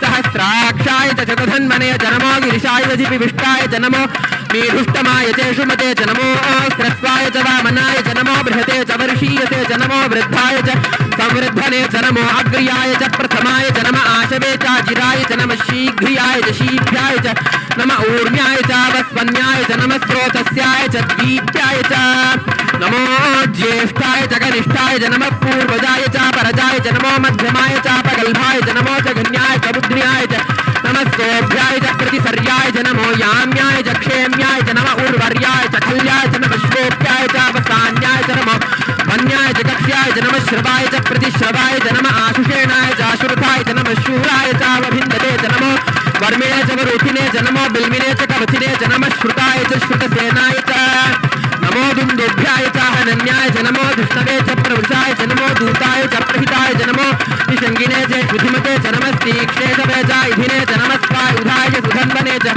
नमस्कृत्याय च पथ्याय च नमः काट्याय च नीप्याय च नमस्याय च नमो नाद्याय च वैशन्ताय च नमः कूप्याय च भट्याय च नमो वर्ष्याय च नमो मेघ्याय च विद्युत्याय च नमः ईर्ध्याय च तप्याय च नमो वात्याय च रेश्म्याय च नमो वास्तव्याय च वास्तुपाय च ओम नमः सोमाय च रुद्राय च नमस्ताम्राय च अरुणाय च नमः शंगाय च वशुपतये च नमः उग्राय च भीमाय च नमो अग्रे वधाय च दूरे वधाय च नमो हन्त्रे च हन्यसे च नमो वृक्षेभ्यो हरिकेशेभ्यो नमस्ताराय नमः शम्भवे च मयोभवे च नमः शंकराय च मयस्कराय च नमः शिवाय च शिवतराय च नमः तीर्थ्याय च पूल्याय च नमः पार्याय च वार्याय च नमः प्रतरणाय चोत्तरणाय च नमः आदार्याय च लाद्याय च नमः षष्ट्याय च फेन्याय च नमः सिकत्याय च प्रवाह्याय च नमः ईरण्याय च प्रपथ्याय च नमः किगंशिलाय च क्षेमाय च नमः कपर्दिने च पुनस्तये च नमो गोष्ट्याय च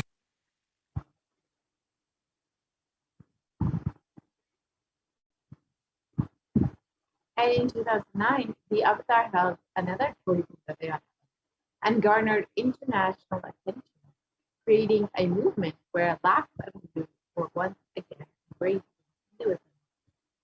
Let us watch a short clip. போல நின்பதம் கண்ட என் மனம் நித்ய சத்குரு நித்ய சத்குரு நித்ய சத்குரு நித்யனே நித்ய சத்குரு நித்ய சத்குரு நித்ய சத்குரு நித்யனே நின்முகம் நீனைந்து இங்கு நிர்மலமாகவே ஆனதே இதய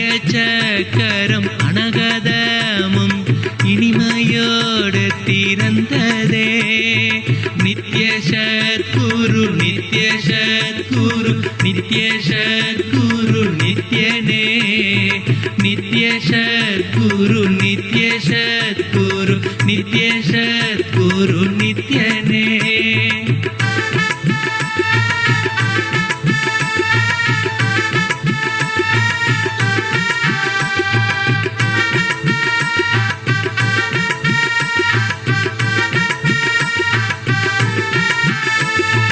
மற்றவர் கண்டு மறைகள் எல்லாம் கழன்று விசுத்தி அதுவும் அசுத்தியாய் பொறாமையோடிங்கு ஏக்கத்தோடப்பா புண்ணியம் எல்லாம் போனதே.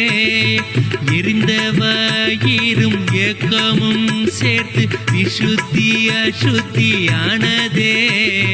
விசுத்தியை தீர்க்க விமலனின் பதம் விரைந்து இங்கு வரவேணுமே.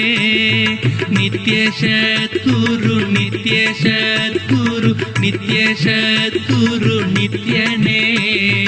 நித்ய சத்குரு நித்ய சத்குரு நித்ய சத்குரு நித்யனே. ஆமை பூகுந்த எண்ணகந்தீனை பொறாமை பூகாது காக்கவே.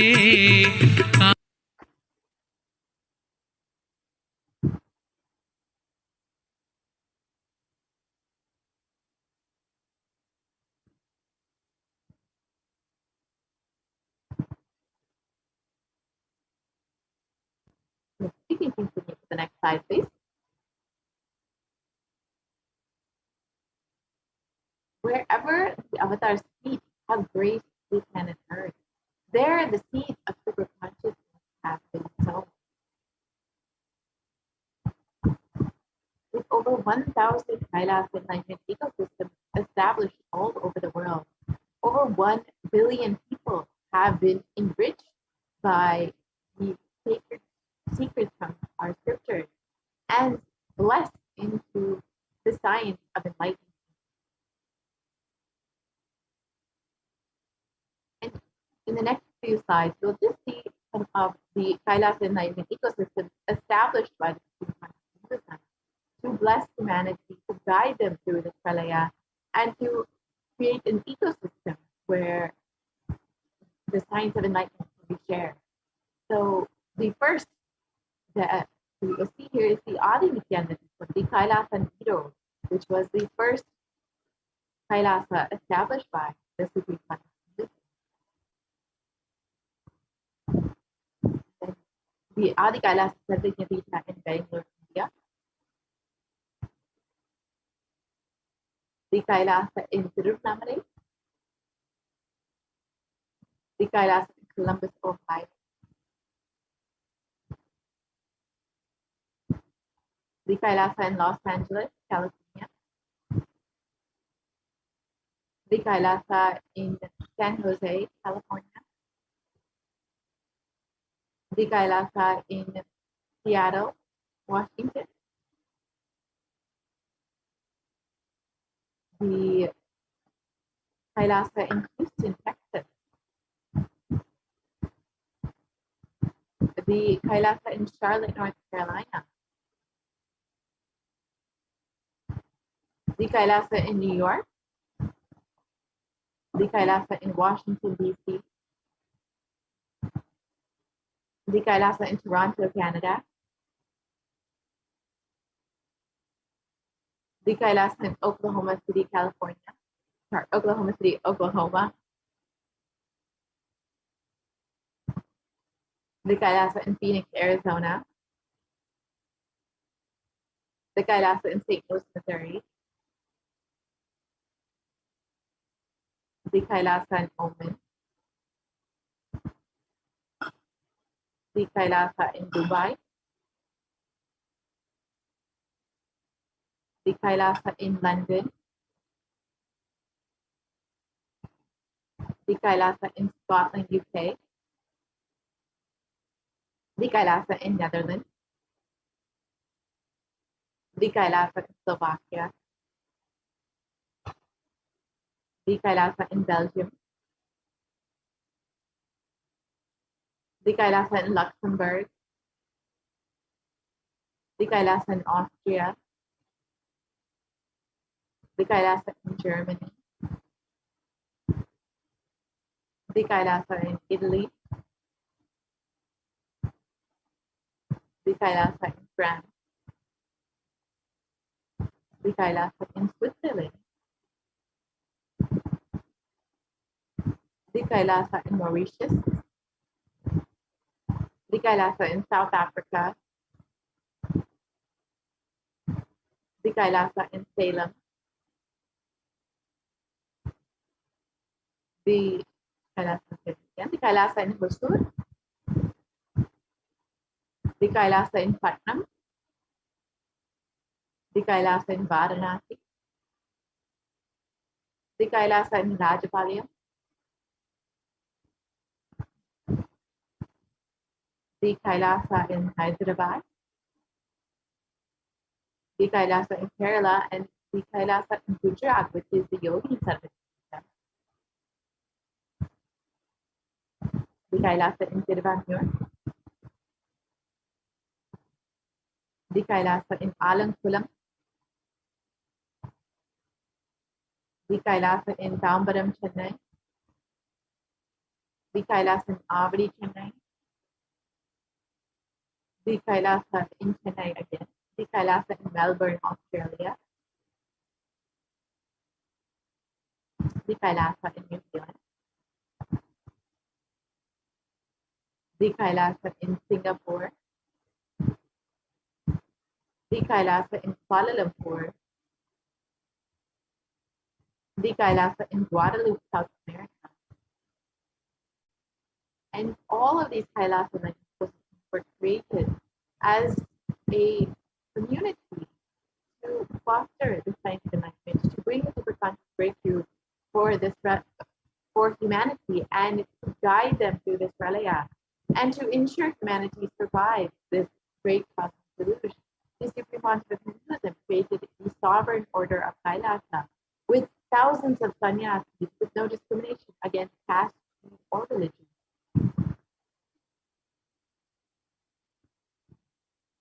And the Supreme Pontiff of Hinduism initiated thousands in Nithyananda spiritual healing who are actively healing millions all over the world. And over 2,500 satsang centers and Padaka mandirs have been established and operate as de facto embassies of Kailasa. And the avatar has inspired millions to reclaim their Hindu-centric freedom.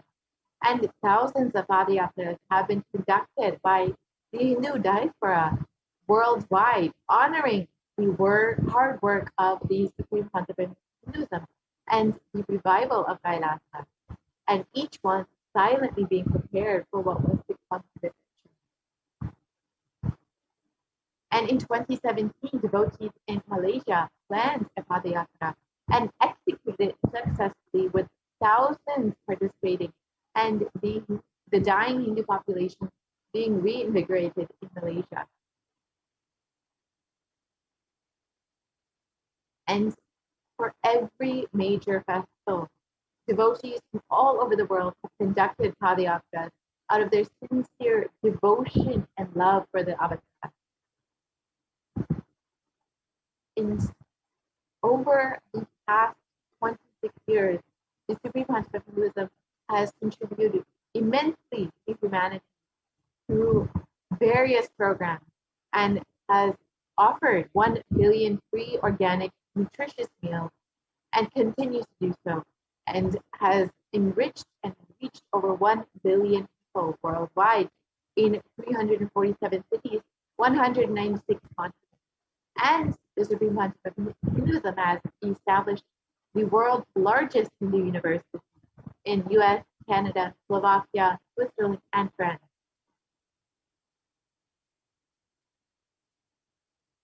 And the Kailasa is the world's largest and greatest digital Hindu nation with over 1 billion views. You can connect with us on our various platforms on social media, including Twitter, Instagram, Facebook, YouTube, WhatsApp, and many more. And you can visit kailasa.org, nithyananda.org, nithyanandahinduuniversity.org, Kailasa TV, and Kailasa Nithyananda TV to learn more about the various offerings that you can receive through becoming an e-citizen of Kailasa.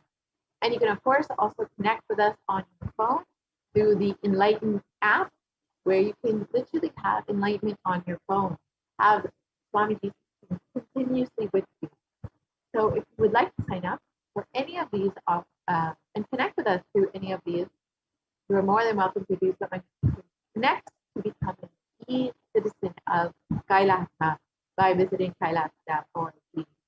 And all of these offerings from the Supreme Conscious Buddhism are to enrich humanity, to guide them through this pralaya, and to bring the super conscious breakthrough for humanity. So if you would like, you can sign up today and avail all of the benefits of becoming an e-citizen of Kailasa. So with this, we will conclude this segment of the program and move into the next segment of the program, which is the offering segment, where you can learn some of the various offerings that you can make to Devi Parashakti. Devi has been continuously blessing us, continuously guiding us, literally holding our hand as our mother through this pandemic, through this pralaya, to ensure that we are protected. And if you are just overflowing with gratitude and love for your cosmic mother, you are welcome to stay tuned to the next segment and see how you can offer your love to Devi through the various offerings. So we will be right back after a very quick break and enter into the offering.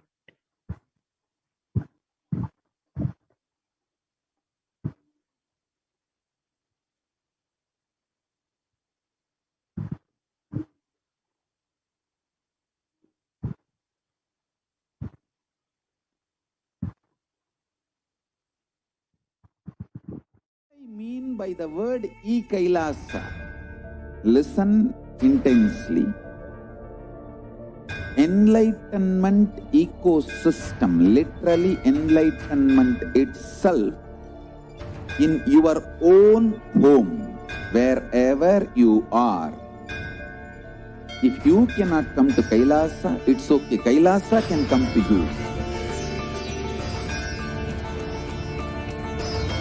Kailasa coming to you is e-Kailasa.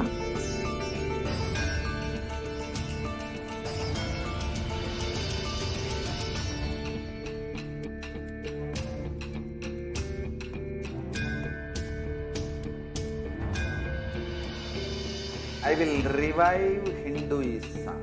I am a Hindu revivalist, not any revolution, but by evolution.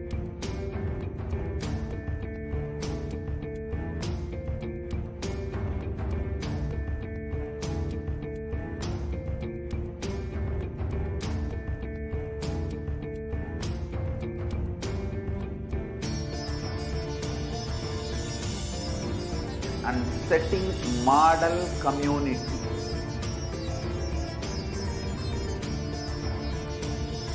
Kailasas, enlightenment ecosystems, Sarvanya Pitas all over the world.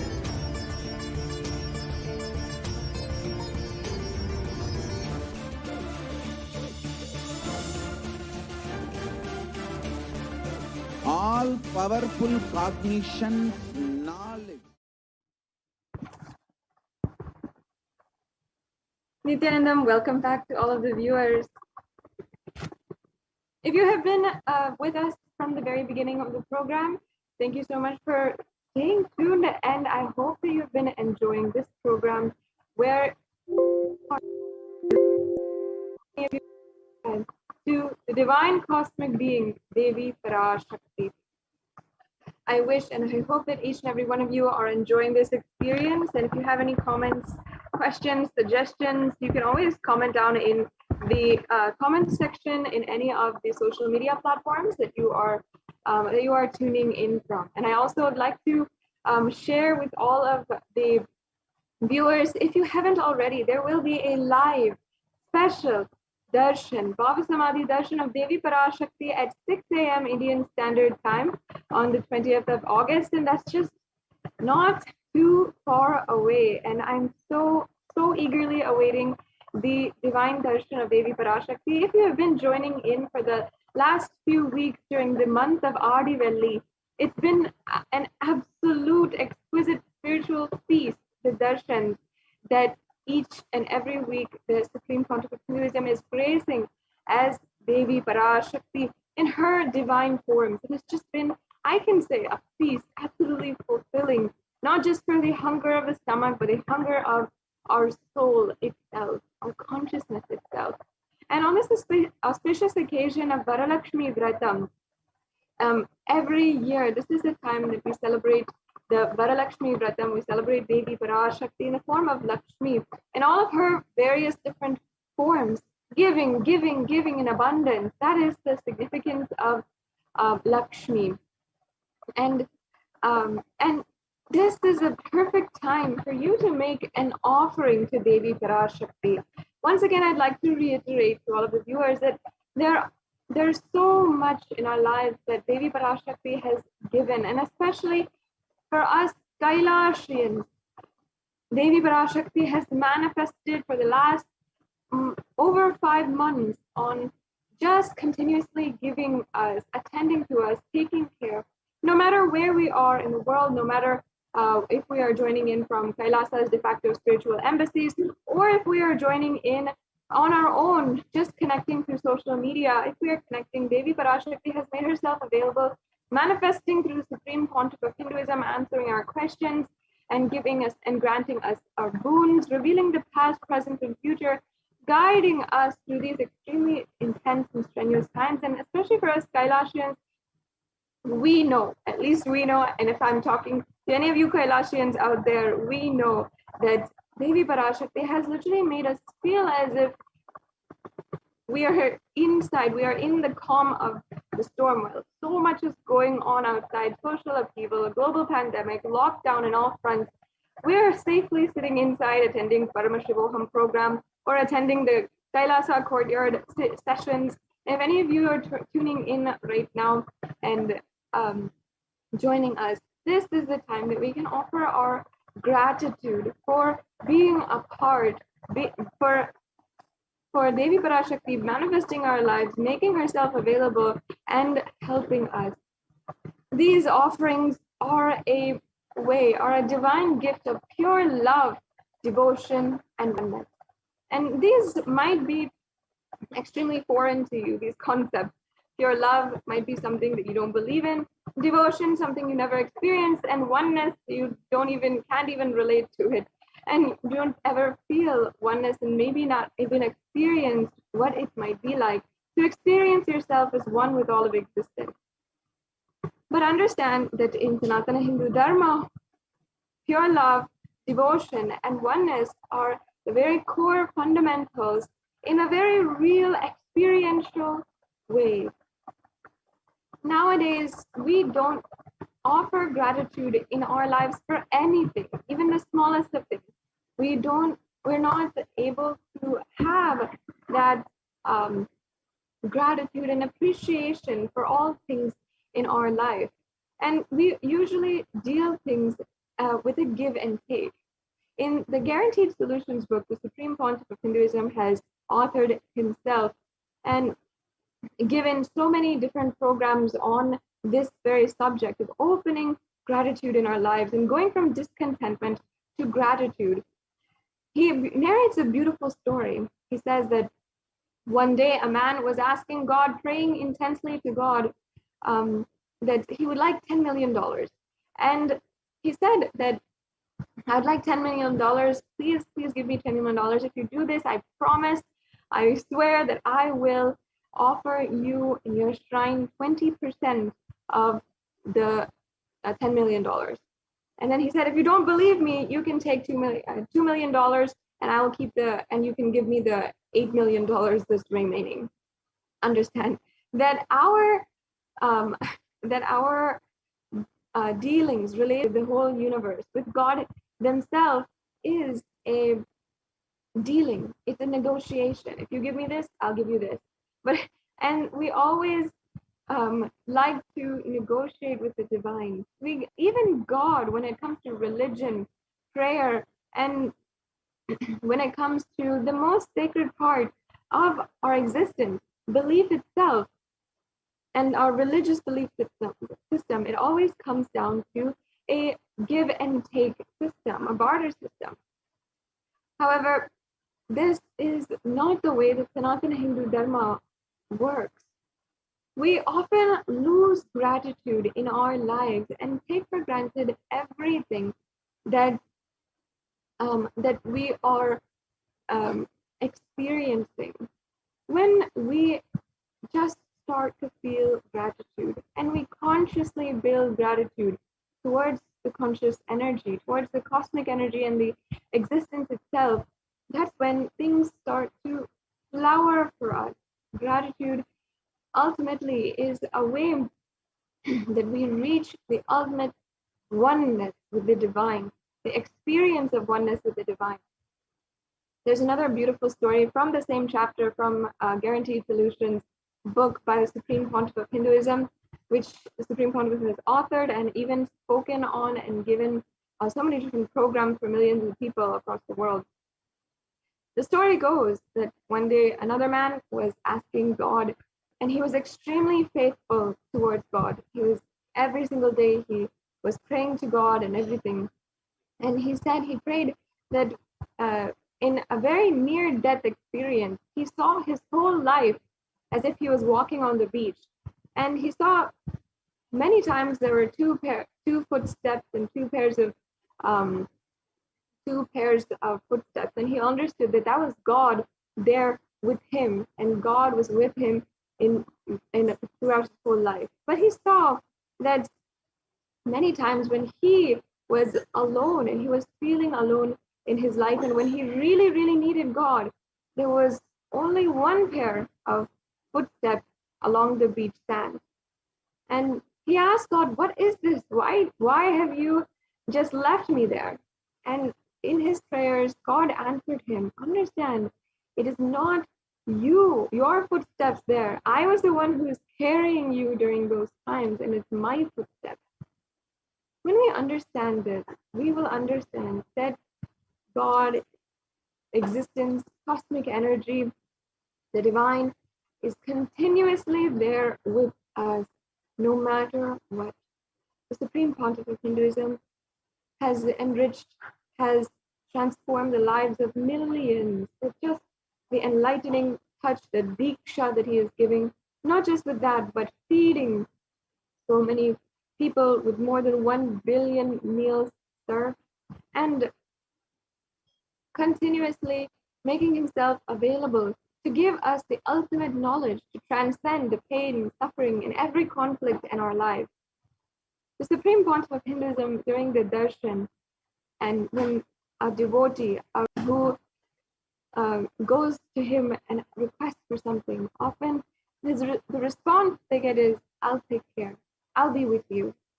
It's just these words that has brought so many millions of people, including myself, through the toughest times in their life, and even through this global pandemic, and has made them survivors, leaders, and agents of change in the world to transform and become the highest reality that they would want to be. So it's not just myself, but so many millions of people who can attest to the fact that this simply offering our gratitude and understanding that the Supreme Pontiff of Hinduism, incarnation of Paramashivoham himself, and the divine cosmic beings will simply take care of us. And existence is carrying us forward. That helps us understand when we consciously build this, we are literally manifesting, paving the way towards experiencing oneness. Understand that there's actually two religions in the world, the two types of religions. One is a religion out of prayer, when we continuously ask, even in our prayers, we are just asking for things. And there's another, which is the religions of gratitude. The religions of prayer and praying out of fear of God or out of greed for something, that's what we should understand deeply. The religions, when we pray and when we're continuously asking, we'll never, that fulfillment in our lives, we'll never experience transformation inside of you. When we experience gratitude, only then we are paving the way towards transformation, and we are consciously building the transformation that is going to happen on us. We will see that existence simply showers on us.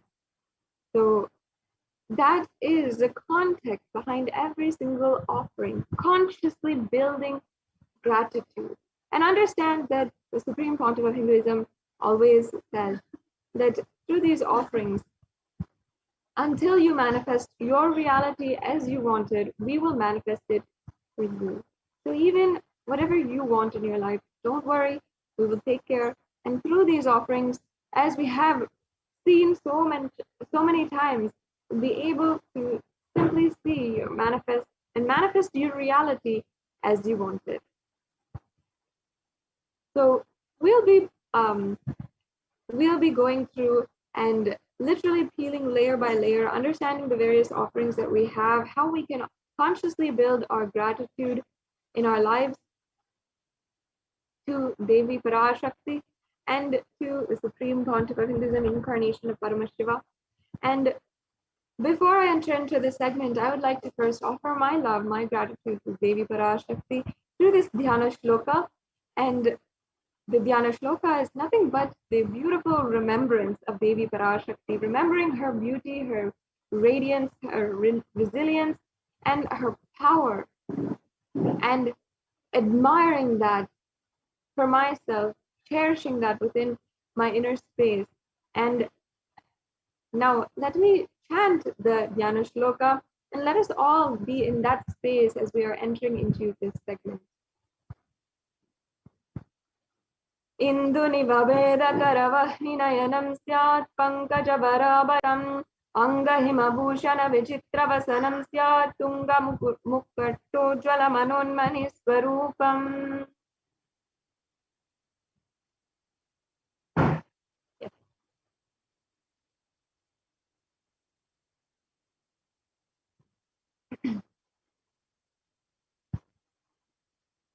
And the English translation now be chanted.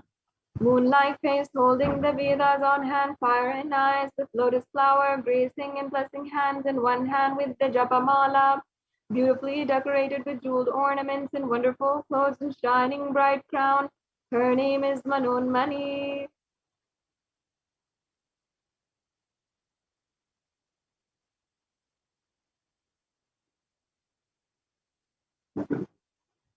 Dhyaye devim trinetram shashinibhavadhanam vedahastam dadanam savye padvam varadamapare chabhayam chakshamalam divyerabaranir vibhushitatanum brahmadi vippujitam devimeva manonmanim pratidinam kamatradatrim shubham.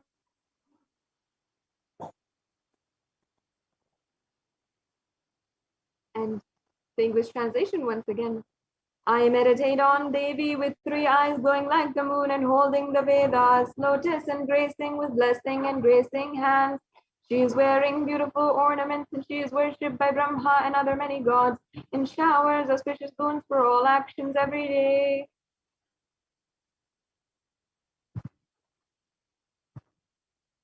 Yes. So having invoked and invited, cherished, offered our love to the presence of Devi Parashakti herself. Now let us peel layer by layer and understand the context behind the various different offerings that we have today. Understand, as I have said and shared with each and every one of you the context beforehand, these offerings are consciously building our gratitude. And Sanatana Hindu Dharma is a religion of gratitude, not of prayer. And when we only consciously build our gratitude, do we have that as a jumping board into the experience of oneness with the entire existence. So now, here we have the significance of the divine element gold. Gold has a lot of economic and social value nowadays. And of course, not nowadays, but of course, since time immemorial, since we itself know for all of human civilization, gold is a very valuable item. And it's an element not just of economic and social value, but sacred value, a sacred sentiment behind it. And it has so much of sacred properties behind as well. It's not just something that is a lot of money, or it's not just something that can place value in your relationships when you give it as a gift, but it has sacred value. Understand that gold is a divine element. It purifies anything that it touches, and it's an element of spiritual significance and great spiritual power. It infuses sattva energy inside of anyone who touches it, even anyone who wears it, or anyone who sees it, or anyone who operates in its vicinity.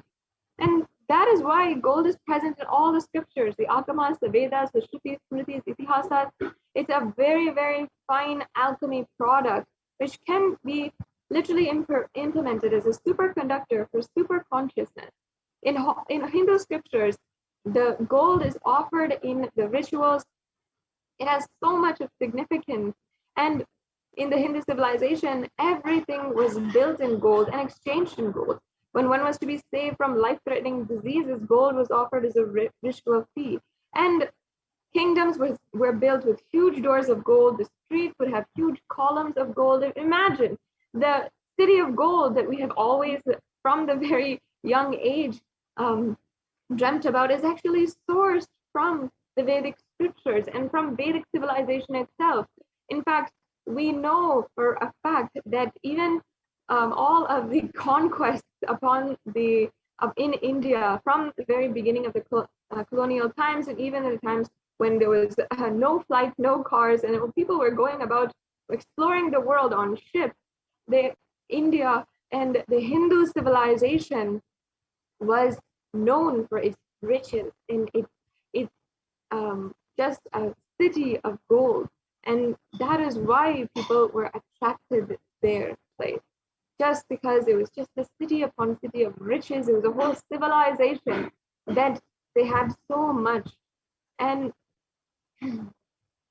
that is because we knew that gold is a supreme element for offering gifts and for literally understanding the sacred context, and literally where we understand and see all divine beings, all existence itself as divine itself. Gold is the only way that we can literally show to the world and literally experience that exuberance, that rich energy, because it preserves the enlightenment energy forever. And you'll see that many of these offerings today that you can make to Devi Parashakti on this very auspicious occasion that's coming up of Varalakshmi Vratam, many of these offerings are in gold. So you will, even on this day, it's very popular and very a custom, I can say, a tradition, where we can offer the gold coin as a gold coin to Lakshmi and do the Sahasranamam and do the japa of Lakshmi's name, because then Lakshmi simply pours. When we offer that out of our gratitude with whatever we have, and we offer, literally Lakshmi simply pours and helps us manifest that ultimate abundance in our life. It's a very special occasion for you to be offering, not just today night, but also tomorrow morning during the Bhava Samadhi darshan of Devi Parashakti. And even until today, understand, even until today, the Meenakshi Amman temple in Madurai, the oldest temple that exists, there is the very jewels that Devi Meenakshi, when she was living, the sovereign queen ruler that ruled more than 800 to 1000 years back, when she was ruling, she had literally worn these jewels, and those are still offered in the worship and alankaram to the deity of Meenakshi today. And that is the power that literally your sacred sentiment, your love for Devi Parashakti can be immortalized into history and offered again and again and again, and literally offered until time exists itself. So this has literally so much of value in each and every one of these offerings. And once again, I'm saying that there's such an auspicious time as well to offer for the Varalakshmi Vratam occasion. So let's now enter into all the different offerings that we have today. We have the E-Hundi offering first. This is a very simple offering, and in our tradition, Hindu tradition, it's not just offering we make for our special occasions, or we make for when we are going on into something new in our lives, and when we have decided, yes, God has given me everything in my life, let me move on to the next. That's not the only time that we offer, but every single day we offer out of our gratitude for giving us the energy to move to the next day, to see the whole life with newfound inspiration and so much of energy. We offer this E-Hundi offering. And in fact, we go to the temple every day because we are naturally to a higher power.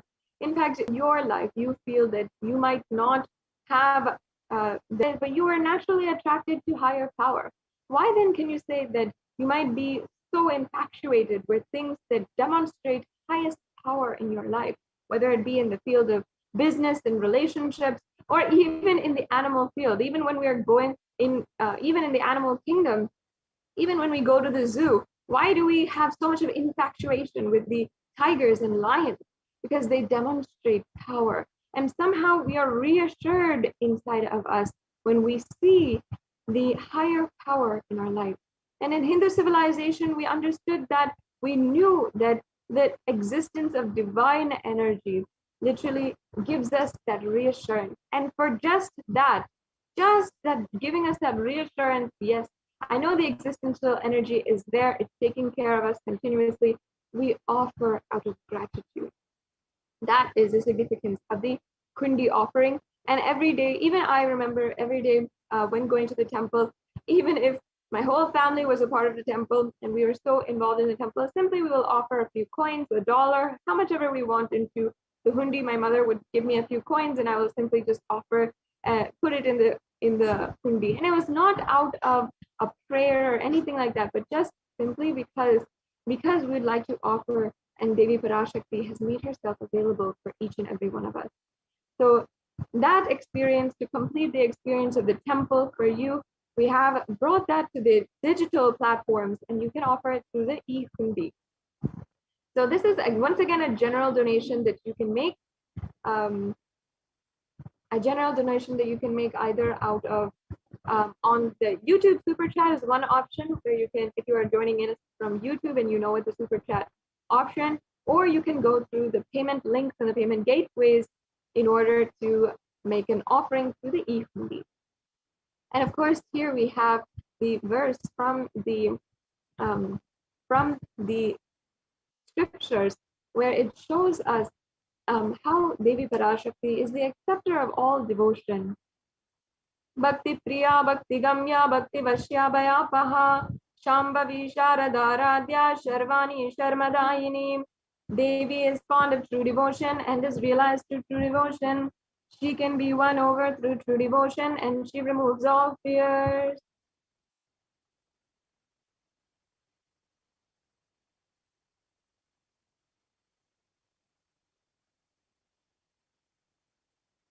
Yes.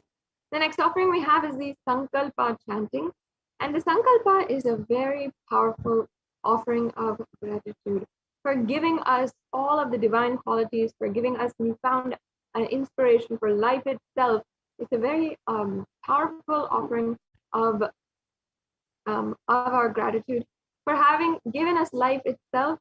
And literally embedded within its lines is the gratitude for giving us all of the qualities, the divine qualities such as Kshema, Stairya, Virya, Vijaya, meaning even forgiveness, stability, courageousness, and vijaya, which is victory. So many different blessings inside of it. And we are just simply offering our gratitude to the divine for this. Now, let me just chant this pramana that we have and explain it, which gives us further more understanding, clarity, and beautiful context towards the towards this offering. Tayetam mohate vishvam shaiva vishvam prasuyate saya chitta vijanam pushtarudim prayachati. The goddess enchants this universe, and she herself gives birth to this universe. That goddess, being prayed without interest in anything, gives the knowledge that leads to salvation and gives wealth in the materialistic sense. This is from the Devi Mahatmyam, chapter 12, verse 34. And literally it's saying the goddess enchants this whole universe. It's such a beautiful way. I love that word enchant, because it literally shows us that Devi Parashakti is in every single atom, in every single layer of this whole existence, the physical, the psychological, the mental, the emotional, and even down to our very consciousness level. She enchants this whole universe. Such a beautiful way to see it. And we are just offering our gratitude for Devi Parashakti for literally giving birth to this whole universe through this Sankalpa offering. You can make this offering today just for $1 as well. Now we have the next offering, which is the Sahasranama Swarna Kastu. And Devi Parashakti is referred as Nama Parayana Prita, or she who likes the repetition of her various names, in the Lalita Sahasranama, verse 731. And this is the offering of the 1008 names of Devi Parashakti. It's a very special and unique archana which is offered to the Mahameru of Devi Parashakti, and especially during this time of Varalakshmi Vratam, it is a custom and tradition that we offer the Varalakshmi Vratam, the Puja, Varalakshmi Puja, and we offer even the gold to Devi Parashakti. And here, this offering is the gold coin inscribed with each of the 1008 names of Devi Parashakti. And this is offering of gratitude of all of the divine qualities in that we might have. For example, you might feel you have so many divine or even qualities such as being able to love, being able to have intelligence. All of these are the qualities that we are that have and for some reason we might even take these for granted. There's another beautiful story from the Guaranteed Solutions book, from the chapter on the discontentment to gratitude. Once again, the Supreme Pontiff of Hinduism narrated a story where once a geography teacher had been telling her class what are all the different 7 wonders of the world, and they started to name off the Great Wall of China, the pyramids of Egypt, and they also named off the Taj Mahal and so many other 7 wonders of the world. And one girl who was sitting in the back of the classroom was sitting very quietly, and she didn't understand what was going on. And the teacher asked her, "What's going on? Why are you not participating?" And she said, "How can there be only 7 wonders of the world? I have so many different wonders I can list off. I can see, I can hear, I can experience my life. I can love, I can laugh. All of these are the wonders for me." And that then immediately there was a penetrating silence in the whole classroom. The teacher herself was in awe that a small child can understand so much about our life and how much we take for granted. When we are offering these Sahasranamam, we are literally remembering each of the divine qualities, the qualities which are innately inside of each and every one of us. You'll see many of these qualities and all of the embodiments of Devi Parashakti, the names of Devi Parashakti are different forms and different names that we chant, and are innately actually a very divine quality, a representation of a energy. For example, intelligence is Saraswati. Like this, we literally are offering this to Devi Parashakti, and we're remembering her divine qualities that she imparted on us and that we enjoy today already. So you can offer your gratitude for giving us these divine qualities. It's not something that simply came out of nowhere. It is something that existence had evolved, had ensured. The biological evolution happens, the physiological evolution happens, the psychological evolution happens, and from there only we actually are able to have these qualities today. So let us offer our gratitude for all the divine qualities that Devi Parashakti has given us, that she herself embodies. And you can offer this Sahasranama Swarnaka. So once again, this offering is very auspicious during the Varalakshmi Vratam, and it can bring so much more auspiciousness in your life just if we offer our gratitude. You'll see how Devi herself showers. We have next the Mukta Anguti, and here we have the verse from the Meenakshi Pancharatnam, which I'll now chant. Muktaharanala Kirita Ruchiram Purnendu Vaktra Prabham Chinjannu Puri Kinkini Manidaram Padma Prabhavasuram Sarvabhita Palapradam Girisutam Vani Rama Sevitam Meenakshim Pranatosmi Santatamaham Karunyavaram Nidim. And the English translation says, I bow down to the goddess Meenakshi, whose crown has garlands of pearls and face shining like the full moon.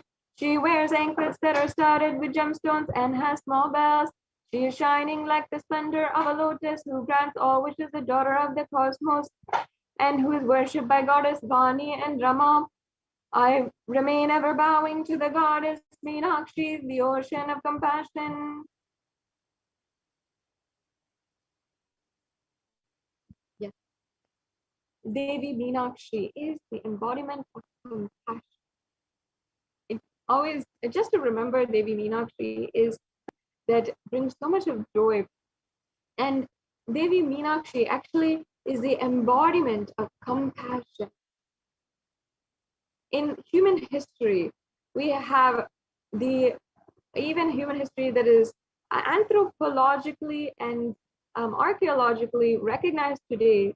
We have, even when humans started first living and started first even being in the hunter and gatherer mode, they lived in separate tribes all over the world. And even there's evidence of these tribes and these small civilizations going to war with each other.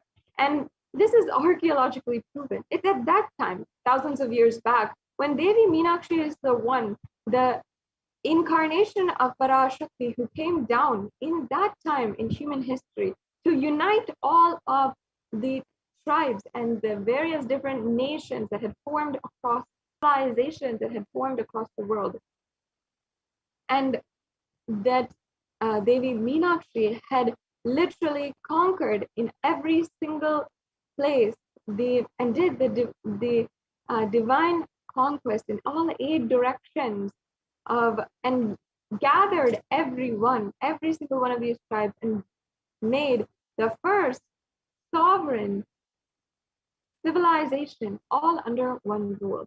And when she had gathered everyone and helped each and every tribe put apart their differences, drop the wars and conflicts that they were going on, that they were doing just as mother does, even between 2 siblings, and she brings them together and she says, look, we literally brought down Kailasa on planet Earth, helped the whole civilization advance to the next level. And this was the earliest civilization on planet Earth. And there is actually archaeological proof of this. Devi Meenakshi was real, and she's not just a figment of our imagination in Sanatana Hindu Dharma. She is real, and she was the sovereign queen ruler who literally happened on planet Earth to unite each and every one of us. And it was out of her compassion that she had literally come down to planet Earth and united all the civilization and advanced the whole civilization. Anguti, in order to offer a symbol of compassion to the embodiment of compassion, the ocean of compassion herself, Devi Meenakshi. Now the next offering is the Swarna Padma Pushpa, the golden lotus. And there's several references of the lotus being used in the worship of Paramashiva. And it says here, one of the verses from the Kamika Agama, it says, all the kalashas should be wound around with suitable thread and covered with a new cloth, and they should be adorned with a lotus flower made of gold. And this offering of the Swarna Padma Pushpa is just that, the offering of the lotus flower made of gold. And it has such great significance. And because the lotus itself is in the plant kingdom, we can say it is a perfection of evolution. Because no matter what kind of adverse situation it might be in, for example, even if the lotus is in polluted waters or it is in pond waters, it still retains its divine qualities, which flowers, plants cannot do. If you see many plants, they're not able to live in that same circumstance, retain their same beautiful qualities, even if they're put in polluted waters or if they're put in less water. But despite having little to no water, despite even maybe chemicals being in the water, the lotus still retains its divine qualities. And even there's so many different types of lotus. Even in the lotus species, it evolved to even having more and more different types of lotus. Even the golden lotus was actual real flower at that time. And golden lotus meaning the lotus which is looking gold, and it is actually a real flower. You can even Google it, the golden lotus, how the lotus actually had a golden color and a golden hue to it, and that we even call the white lotus as well. Understand, I'm not making up stuff here. This is all a science, and this is something that we in Sanatana Hindu Dharma have seen as the best of the best. We saw in nature, what is the best of the best? We saw the lotus having the best qualities, and we wanted to offer that to the best existence, the existence itself. So you can offer this Swarna Padma Pushpa, the golden lotus, and as a representation of the greatest quality that you can have, the quality to evolve. And you can also understand, you'll be blessed, be showered with Devi Parashakti's auspicious blessings, and have the state, space, powers, and being of Devi in your inner space, even in the most adverse situations of your life.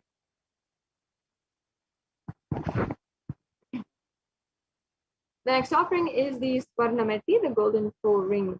And here is jewelry which you can offer to Devi Parashakti. And as I said, jewelry, the offering of gold has so much of significance, and it's literally immortalizing your love to Devi Parashakti for thousands and thousands of years. And there's a beautiful verse from the Saundarya Lahari where he literally sings the glory and the greatness of Devi Parashakti and Devi Parashakti herself. And he comes down to say, yes, her smile is so beautiful. Her hand, the Abhaya Mudra that she gives is so compassionate. And he describes Devi Parashakti. Even he says that her very toenails leave aside everything else in the Devi Parashakti, the greatness of Devi Parashakti. But even her very toenails, the last inch of her body, is so beautiful, and it has the power to literally remove the darkness, remove ignorance from your life, and to remove from the minds of devotees the ignorance and the pain and the suffering. Understand that this reflects the concept, the cognition that we have of all of existence itself. Even the last inch, the last beings that you think about, the stones, the rocks, even that we worship, we invoke, we see as God itself. So understand the greatness here, the greatest beauty of Devi Parashakti that Adi Shankaracharya had described, and how we are literally offering gold, offering and adorning the embodiment of Devi Parashakti with a toe ring. And nowadays, it's become a fashion statement to wear toe rings and that kind of thing. But understand that in Sanatana Hindu Dharma, we have the real context behind why we are adorning ourselves, why we are adorning our Devi Parashakti with the toe ring. Understand, actually, every woman in Hinduism is worshipped as Devi Parashakti. Even upon her wedding ceremony, she is adorned with this toe ring. And in Sanatana Hindu Dharma, we offer our gratitude to Devi Parashakti for embodying these great divine qualities. And we offer the gold. So you can make this offering also. And you can go to tiny.cc/Devi-offerings. If you'd like to, go ahead and make these offerings, any one of these offerings as well. The next offering we have is the Swarna Mantika, another beautiful offering. See, when we offer our gratitude to Devi Parashakti, only then will we feel that we would like to serve. We'll feel, yes, you've given me so much. Let me do at least any small thing to serve you, to ultimately just simply give your love. The love which you have poured on me, it will just go back and it becomes a cycle of love. And any of the gold jewelries that we are offering to Devi Parashakti is simply an adoration of Devi Parashakti. And we adorn Devi Parashakti with all of the love that we have for her, which ultimately she herself gave for us. And that is the cycle of gratitude that in Hindu civilization had actually created such an advanced civilization. So here we have the golden hairline jewelry. Beautiful representation once again. The Mantika represents the nectar flowing from the Sahasrara chakra, which is fully open. And the Sahasrara chakra, if you don't know, is the chakra of the crown center. So at the very top of your head, and that is actually represented by the 1,000-petaled lotus. So there you have another reference for lotus. And the 1,000-petaled lotus, when it blooms and you experience the bliss of gratitude in your life, that is represented by the Mantika. And Devi Parashakti is the very one who was initiated by Paramashiva. Her Sahasrara chakra opened, and we represent that the nectar overflowing from Devi Parashakti and her open Sahasrara chakra with the Mantika. So now we have the verse here, and it also says that Devi Parashakti is the Shuddha Sarabi Varshani, she who makes that beautiful nectaral experience of bliss happen in us and makes the nectar flow from all of our nerves. The very pleasant experience of the ultimate. Such a beautiful verse. Yes. Now, next we have the next offering here. And I'm going to be going through the next offerings very quickly because we already are in time for the next segment here today. And we have the Pratyakshapada Puja next. And in this Pratyakshapada Puja is an offering to the Supreme Pontiff of Hinduism, the Jagat Guru, the Guru for the whole universe, who has literally come down in order to take this pralaya, help us sail through this cosmic deluge.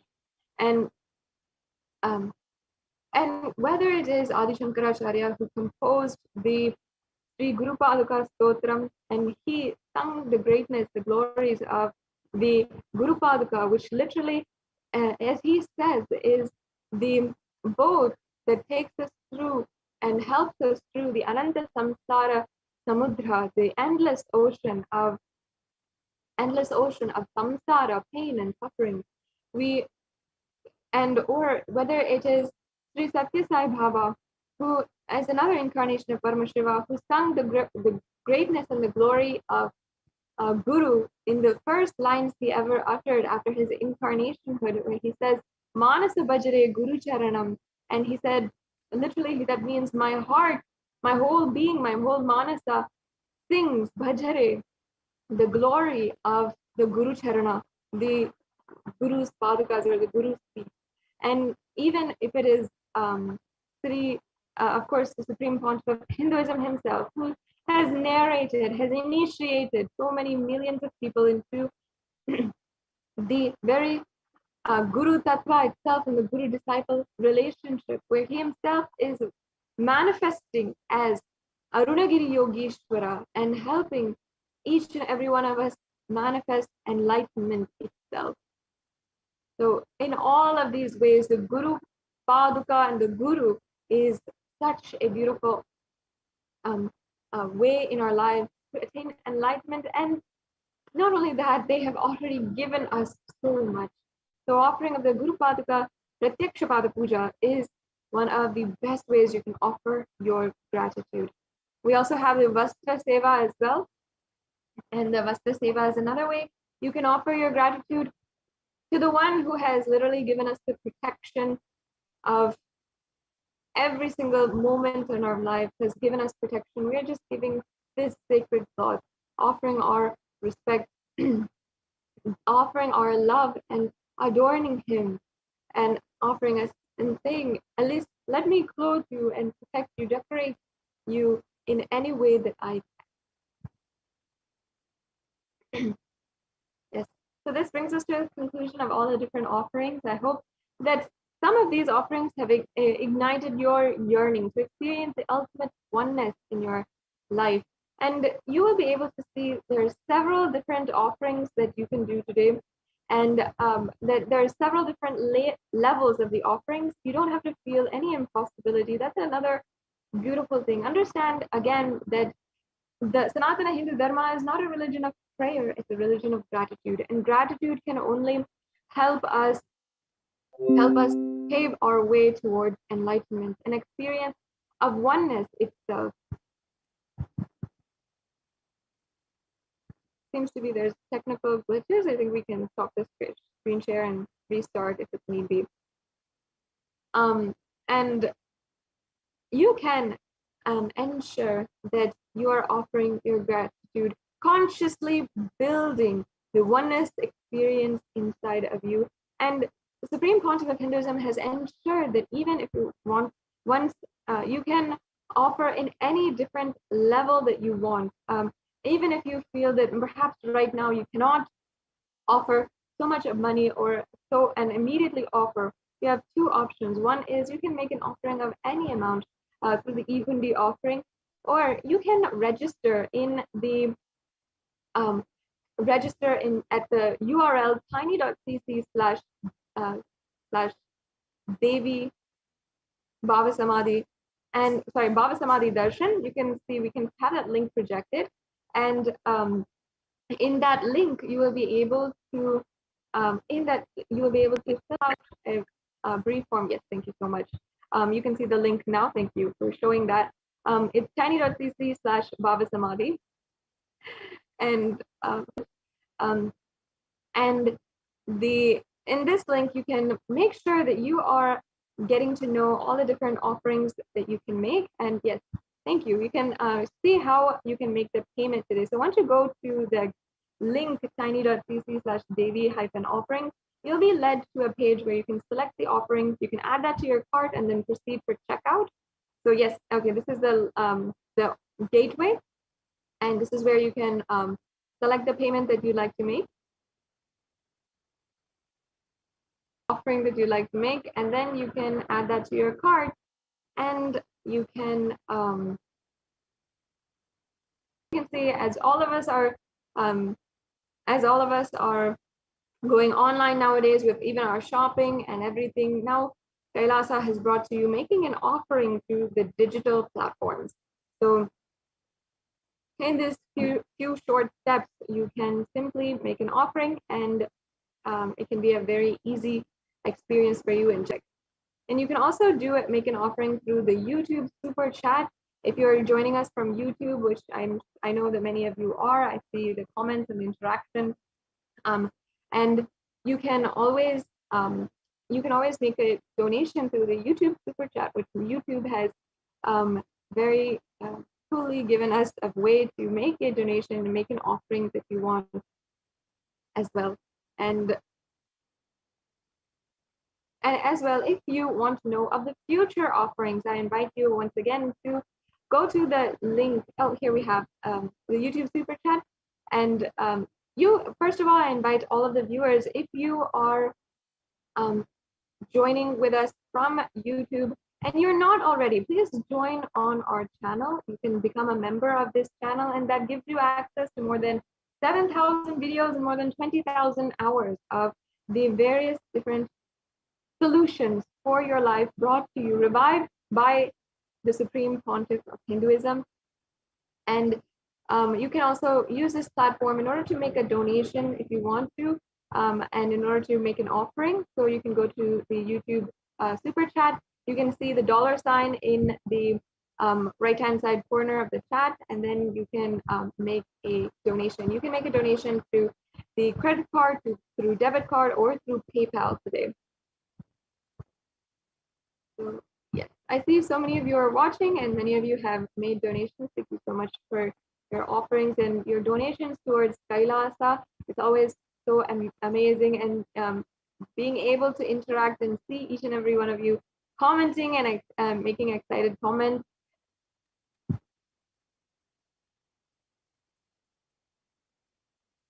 Yes, and once again, I'm very, very excited to announce to each and every one of you that we will be having the grace and blessing of the live Devi Bhava Samadhi Darshan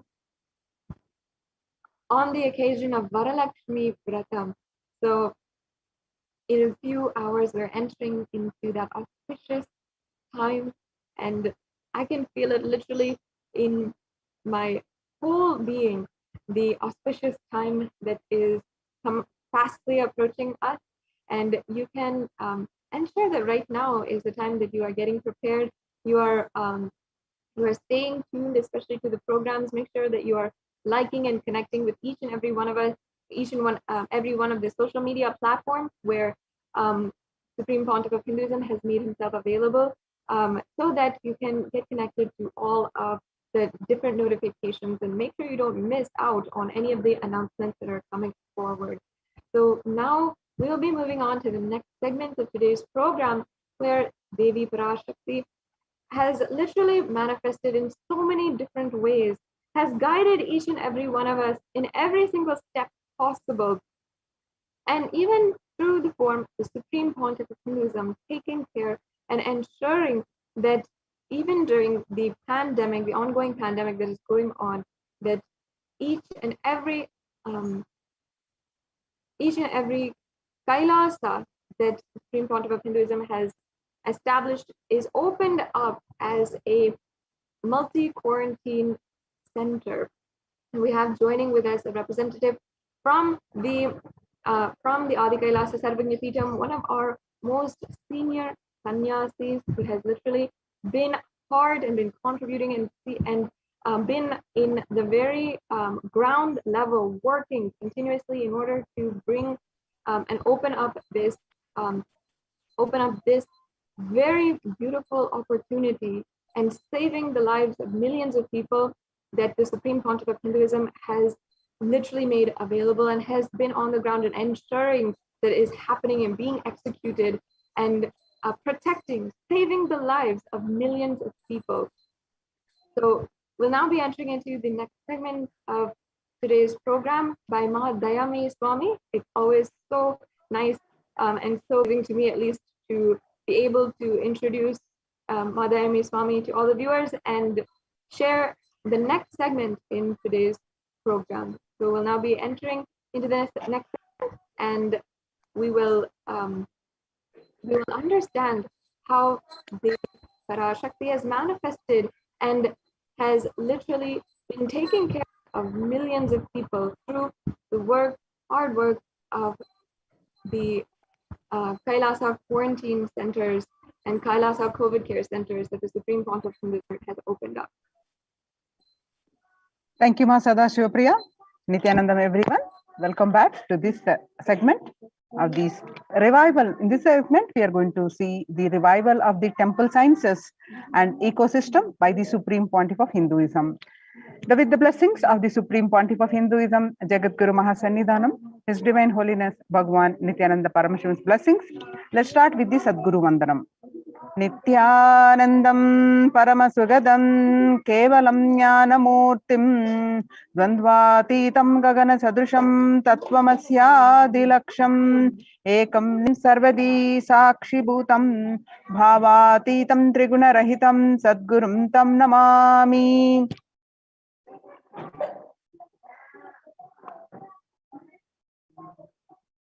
So as you see across the India, the many famous temples are in lockdown period, a shutdown for an indefinite period. You see the temples from the Siddhi Vinayaka temple and the Shirdi Sai Baba temple in Maharashtra and Puri Jagannath temple remain closed for public, and the famous Puri Jagannath temple, and not only that, all religious places like temples, mosques, gurudwaras, churches, they're all shut down for devotees till further orders. And not only that, in Uttar Pradesh, major Mathura temples ban the entry of the devotees.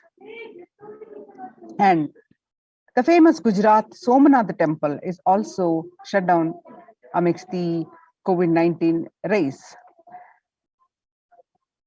We have just seen the few examples of these temples shut down, and during this time when the COVID-19 is rampant and the ancient temples are in a lockdown because of the risk of the widespread corona disease, of these temples were visiting and having darshan of their gods and goddesses for thousands of years. Yet all these ancient sacred sentiments come to a harming halt after the lockdowns have taken place. The religious fervor of the devotees is being lost due to the pandemic. The Supreme Pontiff of Hinduism is reviving the e-Kailasa ecosystem and bringing all the ancient traditions of the online platforms on Kailasa TV, YouTube, and Facebook. So we will understand more about why temples and why deity worship, and what is the temple structure and how the temples radiate the energy, and how it is relevant, very important aspect of our life to have these temple-based ecosystems.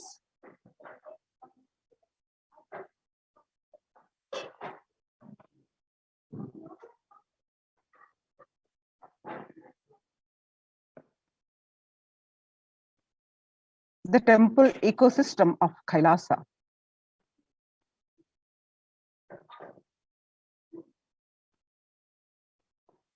The Supreme Pontiff of Hinduism says, reviving the enlightened civilization is the vision of Kailasa, the purpose of my advent. Paramashiva assuming this body and manifesting. Kailasa is basically an enlightened civilization where everything happens based on the ultimate cosmic principle and ultimate possibilities and powerfulness. You want to know about the universe? They will show you the universe and teach you. And you want to know about the cosmos? They will just show you the cosmos and simple and straightforward way. In Sanatana Hindu Dharma, we had at least 10,000 sampradaya, spiritual traditions, keeping this enlightenment science alive. Each Hindu sampradaya is a spiritual ecosystem created for keeping the enlightenment science alive. Every monastery, every adhinam, every mutt, every temple, every Veda Patashala, every Sarvajna Pita is a lineage or the sampradaya created to keep the ecosystem of spiritual enlightenment alive. Some may be Shakta. These are the various traditions. Some may be Shakta, some may be Yoga, some may be Vedanta, some may be Yoga, some may be Tantra, some may be Yoga Vedanta, or some may be Yoga Shaiva, some may be Vaidika Shaiva. All kinds of permutation and combination. Each temple, each mutt, each monastery, each adhinam, each Veda Patashala, each Sannyasa Sampradaya is a spiritual ecosystem created to keep the enlightenment science alive of that sampradaya. So Hindu temples are not just worship altars or religious congregation place, or just memorial for certain legendary person or incident. Hindu temples are residence of God. That is why in Chidambaram, Nataraja is one of the Dikshitar. And in Srirangam, Ranganatha is one of the Bhaktar and who is doing the puja himself. Understand? The temples are a residence of God in any traditions of across the world. There was a time in Hinduism, we had 56 nations, independent nations, 200 states, 1,700 provinces, and 10,000 sampradayas. Almost 95% of them, population of those days was Hindus. Slowly, the brutal terrorists invading life negative gangs enter, destroy the spiritual ecosystem, the enlightened ecosystems. In last 1,000 years, we did not have a single nation, we did not have a single state, we did not have a single province practicing Hinduism as a state religion legitimately. And in 10,000 sampradayas, without any doubt, I will say only 200 are left alive, struggling to be alive. And there are three unique things of Hinduism: ability to make the divine land and get rooted in the deity, that is called Prana Pratishta. Second, the incarnations landing, the ecosystem where the incarnations land, the enlightenment spiritual ecosystem where the incarnations happen. Third, the devotion to the feminine consciousness, that is the Devi worship. These are the unique to Hindu tradition. So Kailasa is a place where everything related to super consciousness is revived. All the sampradayas, all the spiritual ecosystems created for enlightenment will be revived and established in such a way it never gets lost again. They are there forever, serving the humanity. The enlightenment ecosystem, Adi Kailas. Like Adi Kailas, every monastery, temple is an ecosystem for keeping the enlightenment science alive and flourish, which can automatically make people enlightened. It is like an enlightenment, automatic machinery. Anybody comes in, they just introduced, inspired, excited, energized, and make the power manifestator enlightened and start radiating, and they start speaking, spreading. Enlightenment becomes this source for energy and excitement. A person who can make the enlightenment as a source for energy and excitement for anyone is an incarnation.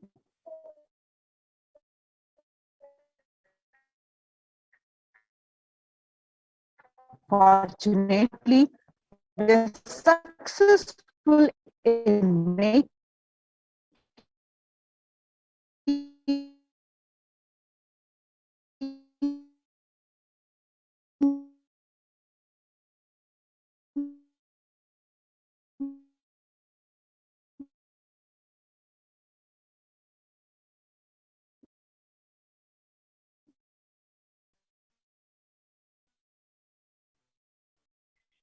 enlightenment as the source for energy and excitement to millions of people all over the world.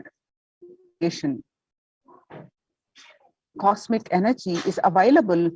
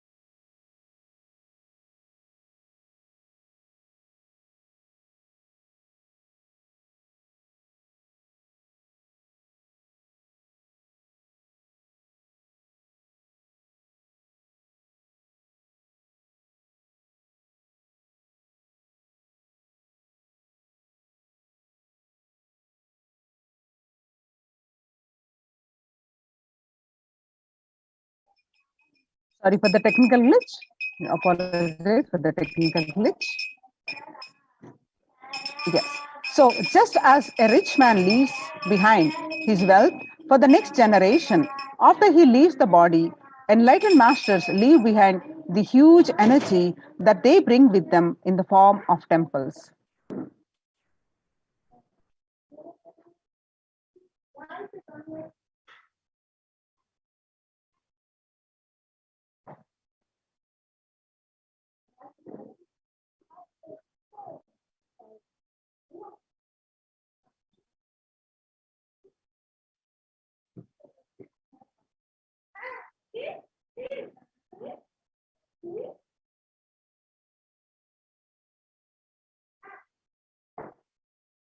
So, for instance, the four main Shankara Pitams were established by the 18th century master Adi Shankara. The Chidambaram temple by Patanjali, the Palani temple by the Siddha Bhogar, the Arunachaleshwara temple by the Saint Idai Kadar, and Tirupati by the Konganavar, and Tanjore by the Karuvarur. The powerful spiritual vibrations present in these places are so palpable that even the most casual visitor can feel its effects in the form of peace, bliss, or clarity. When maintained properly using the subtle powers of mantras, rituals, and meditation, temples can hold and radiate precious energy for thousands of years. Now we'll see the temple structures.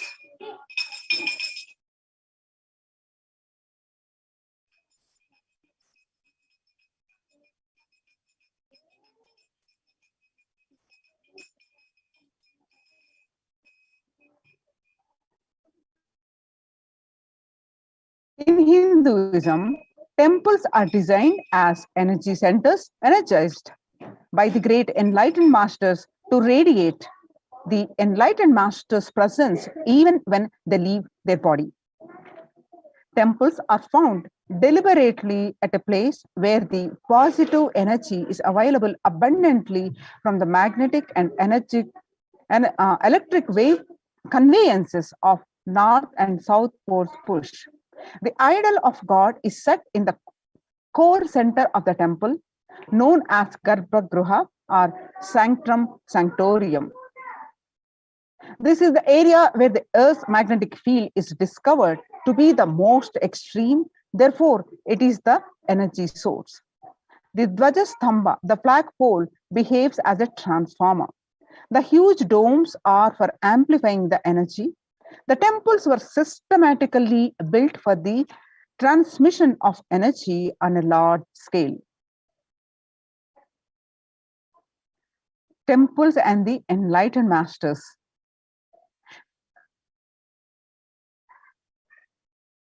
When a rich man dies, he leaves behind his wealth to his wife, daughters, and sons.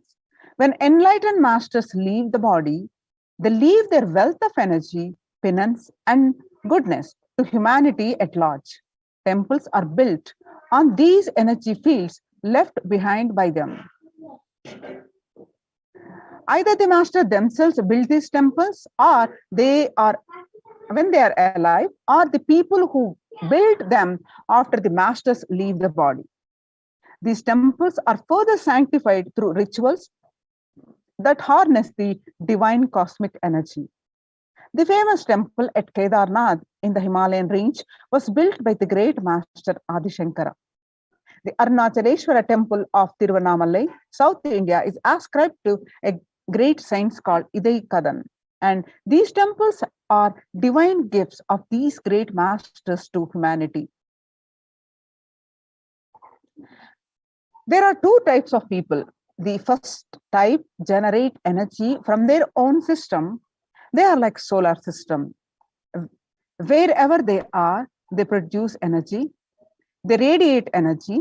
Whatever they do, they excel in it. Whatever they touch flourishes. They are the ones who nourish the world, and they are the enlightened masters. And the second type of people are those who have forgotten the art of producing energy from their inner source. these people may flourish, but maybe in one or two fields. Superficial energy source called mind. Since their source is superficial, multidimensional flourishing remains a dream for them. These are the ordinary people from the world. The first category of people help the second category of people, giving energy to it by giving a clear-cut technology to achieve. Now, what are the installing deities? As per the Vedic sciences, there are two ways to install the energy in a deity. One is Agama Pratishtha and the other is Prana Pratishtha. In Agama Pratishtha, energy installation is done by the second category of the people. It is done essentially through chanting of the mantras. This method will install only a few volts of energy. The energy intensity will be decided by nature of the mantras, the accuracy with which it is chanted, and above all, the psychological state of the person chanting them. In Prana Pratishtha, the energy installation is done by the first category of people. It happens through a direct connection with the divine cosmic energy that nourishes the whole universe. The first category of people, who are the enlightened masters, are pure channels for the divine cosmic energy to flow through. They can choose what manifestation of the energy they wish to install. For the goodwill of society, these masters have worked on the science of the inner world and have installed various aspects of the divine energy in these devices, in these deities. Every historic temple has its own significance. Each deity has its own boon to offer depending on the type of energy installed in it. That is why, in order to conceive children, you go to a particular temple. In order to wed a suitable spouse, you go to a different temple. To defy planetary influences, you go to a different temple. For financial problems, you go to a different temple. So these benefits are nothing but the special energy packs.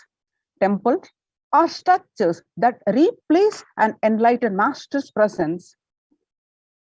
Enlightened masters, by the sheer presence, heal people. They heal not just the physical level, but the being level.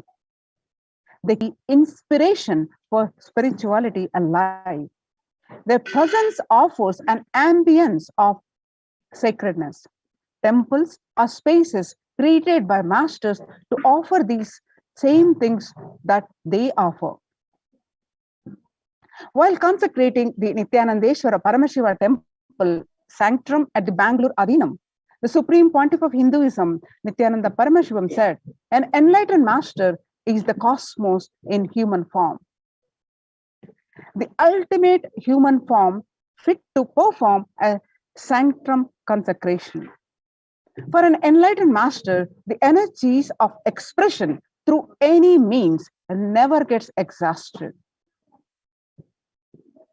For example, for an ordinary human being, the grief emotion or the joy emotion exhausts when expressed through tears. The pitta, the fire element of the body, exhausts through anger. The lust energy exhausts through a sexual act. The power of speech exhausts in his very saliva when it is uttered. All these energies of expression become exhausted as he uses them. An enlightened master's energy of expression cannot be exhausted through any of these means, because he is existence, the inexhaustible source of energy in human form. Because masters do not need a body to execute their work, they can continue to do these things they do even after they have left their physical body.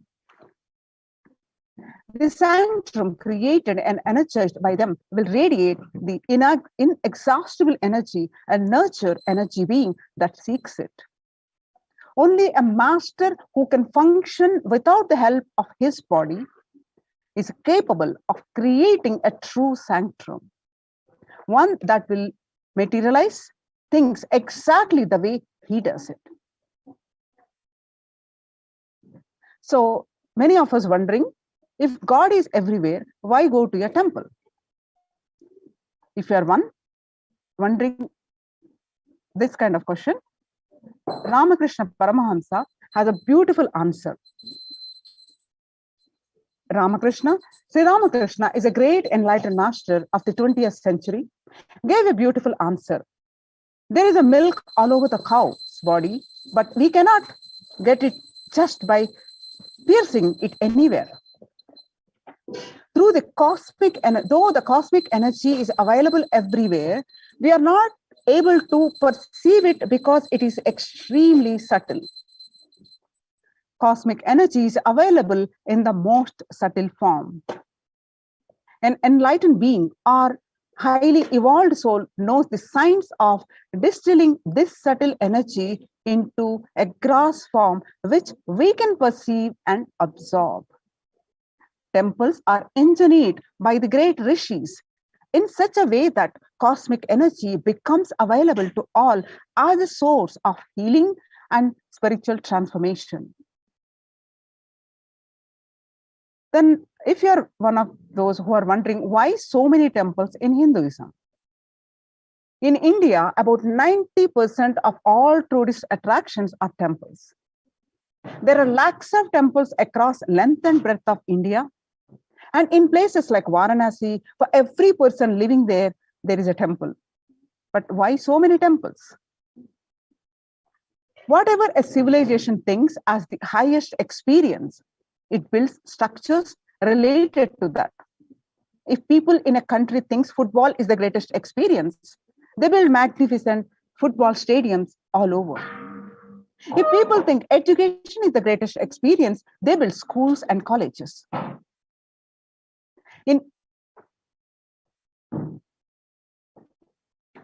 For thousands of years, Hindus in India thought of enlightenment and God as the highest experience. So they built temples. For this reason, in any city, there will be a large temple built first, and then a city will form around it. The human body is considered a miniature of the cosmos, and a temple is an expansion of the human form. Now let us see the science of temples. For thousands of years, Hindus in India have thought of the enlightenment is the highest experience. So temples are created to replace an enlightened master's presence. Enlightened masters, when they leave their body, they wanted a space which can continuously inspire people, which can give them the experience of spirituality, which can give them a sacred feeling.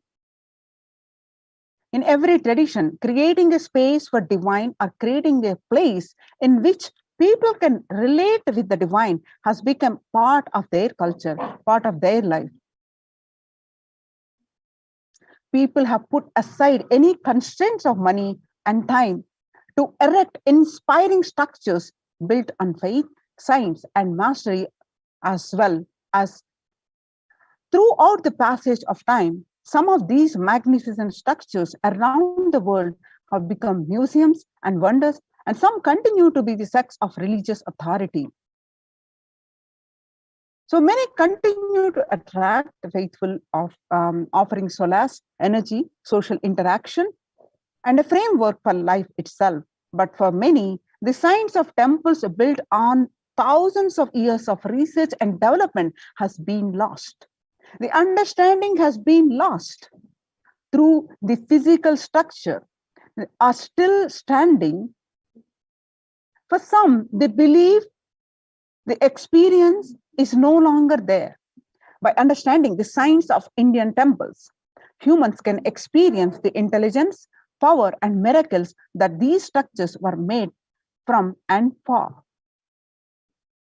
So what does energy have to do with the temples? Many continue to attract the faithful, offering solace, interaction, and a framework for the life itself.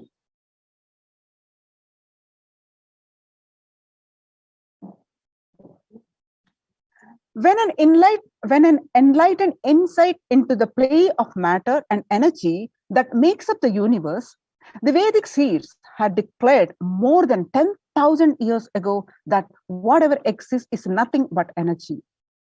Ishavashyam idam sarvam. From the Ishavasya Upanishad, first statement. The last statement of science, E is equal to mc square, that whatever exists is energy, is the first statement of Upanishad. Whatever exists is energy. So the last statement of science is the first statement of Upanishads. Whatever exists is energy. In modern times, temples are truly the oxygen bars for the soul.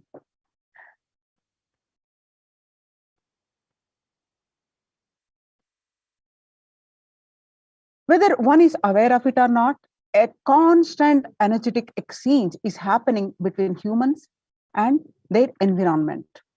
People live and move in an ocean of chaotic energies, both positive and negative.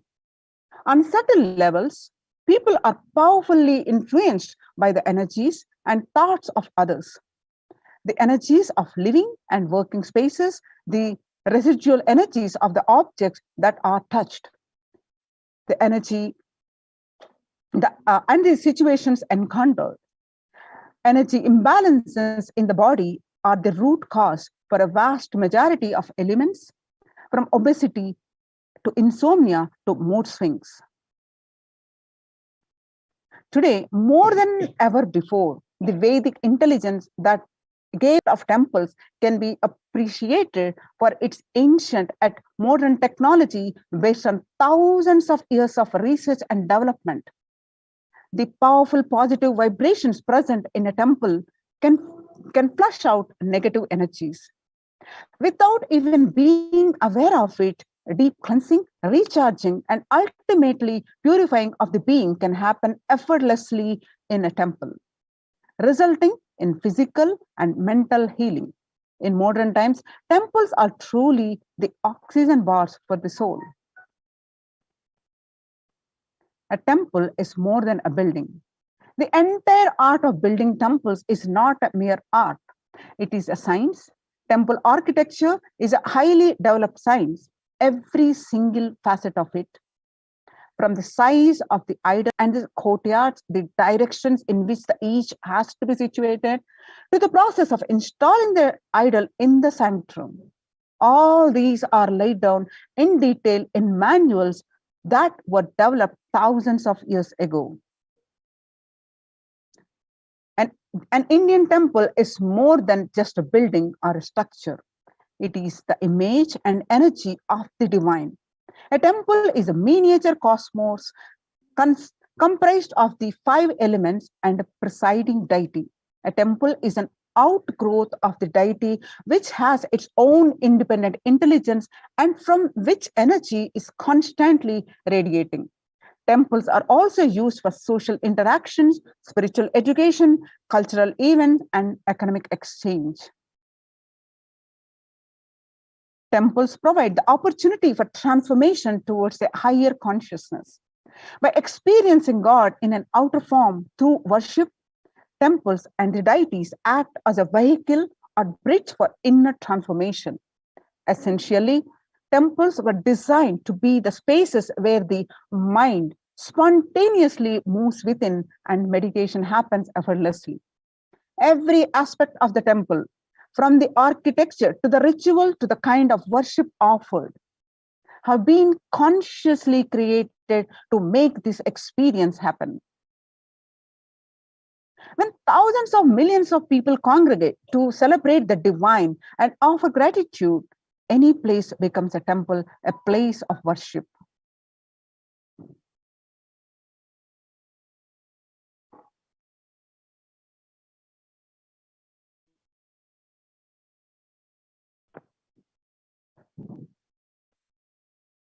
Now, let's watch the Supreme Pontiff of Hinduism speaks about the deities holding the energy when doing the prana pratishtha.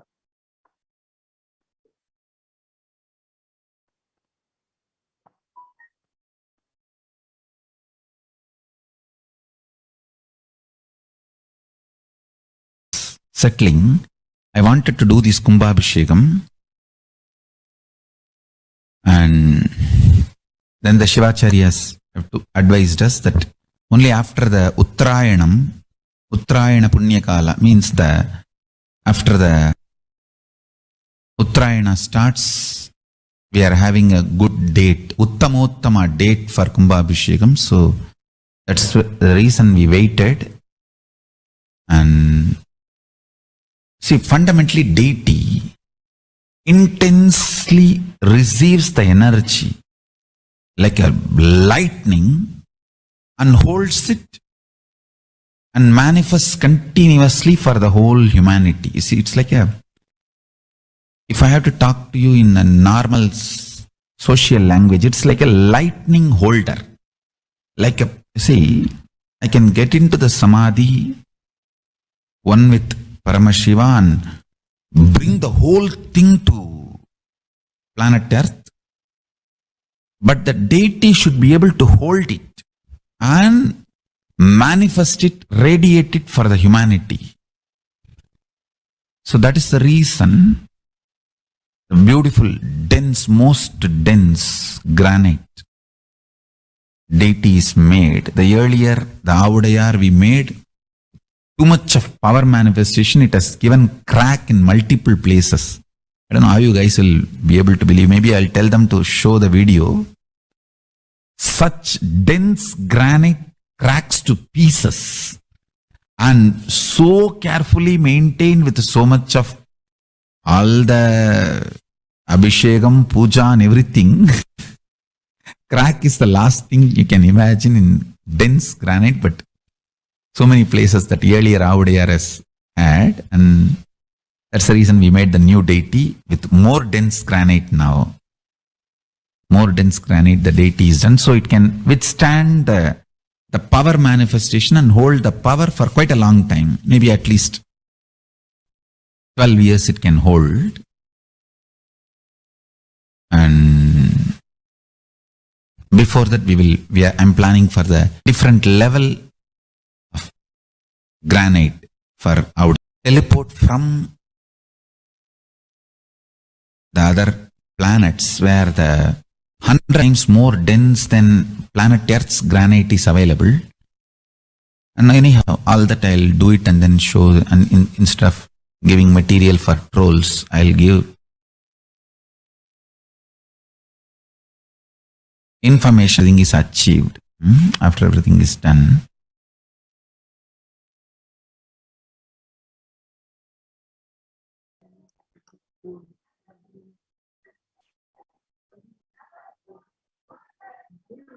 So the various temple structure and murtis are energy vibrating at frequencies that raise our own frequency. This idea of temples at a metaphysical level goes beyond symbolism. A temple is usually seen as a link between the man and the divine, between the earthly life and the divine life, between the actual and the ideal.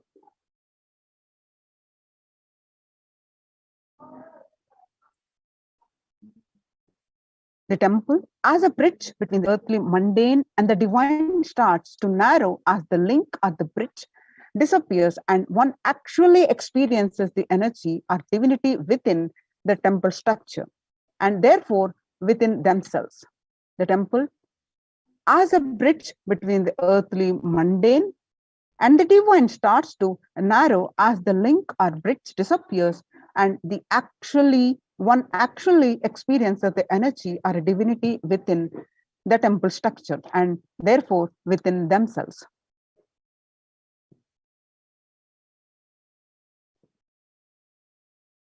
The very temple structure and murtis are energy vibrating at frequencies that raise one's own frequency.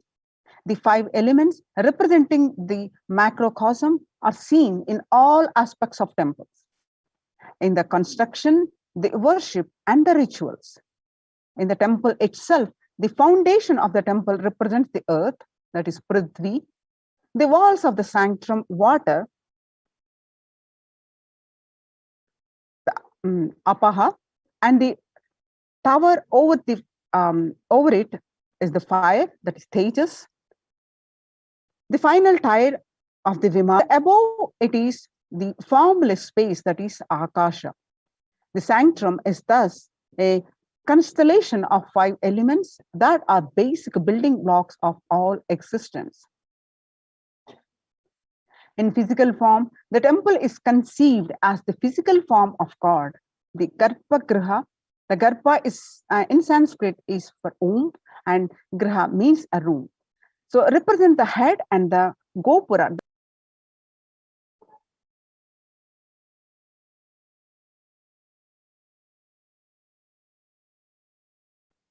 So vertically, the Garbhagriha represents the neck, and the Srikara, the superstructure over the Garbhagriha, the head, the Kalasha,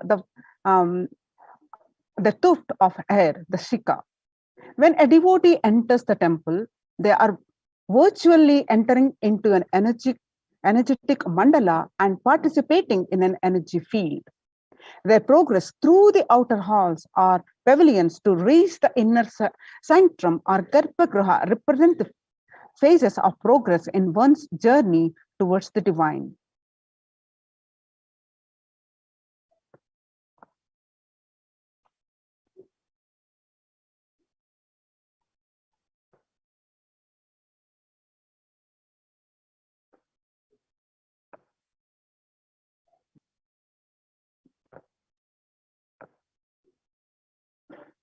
Now, with this understanding of what are the temple structures, now let us understand why deity worship. With the blessings of the Supreme Pontiff of Hinduism, in his own words, please understand, deities are not mere idols. They are embodiment of ideals. We do not worship the idols, but we worship the ideals represented through the idols.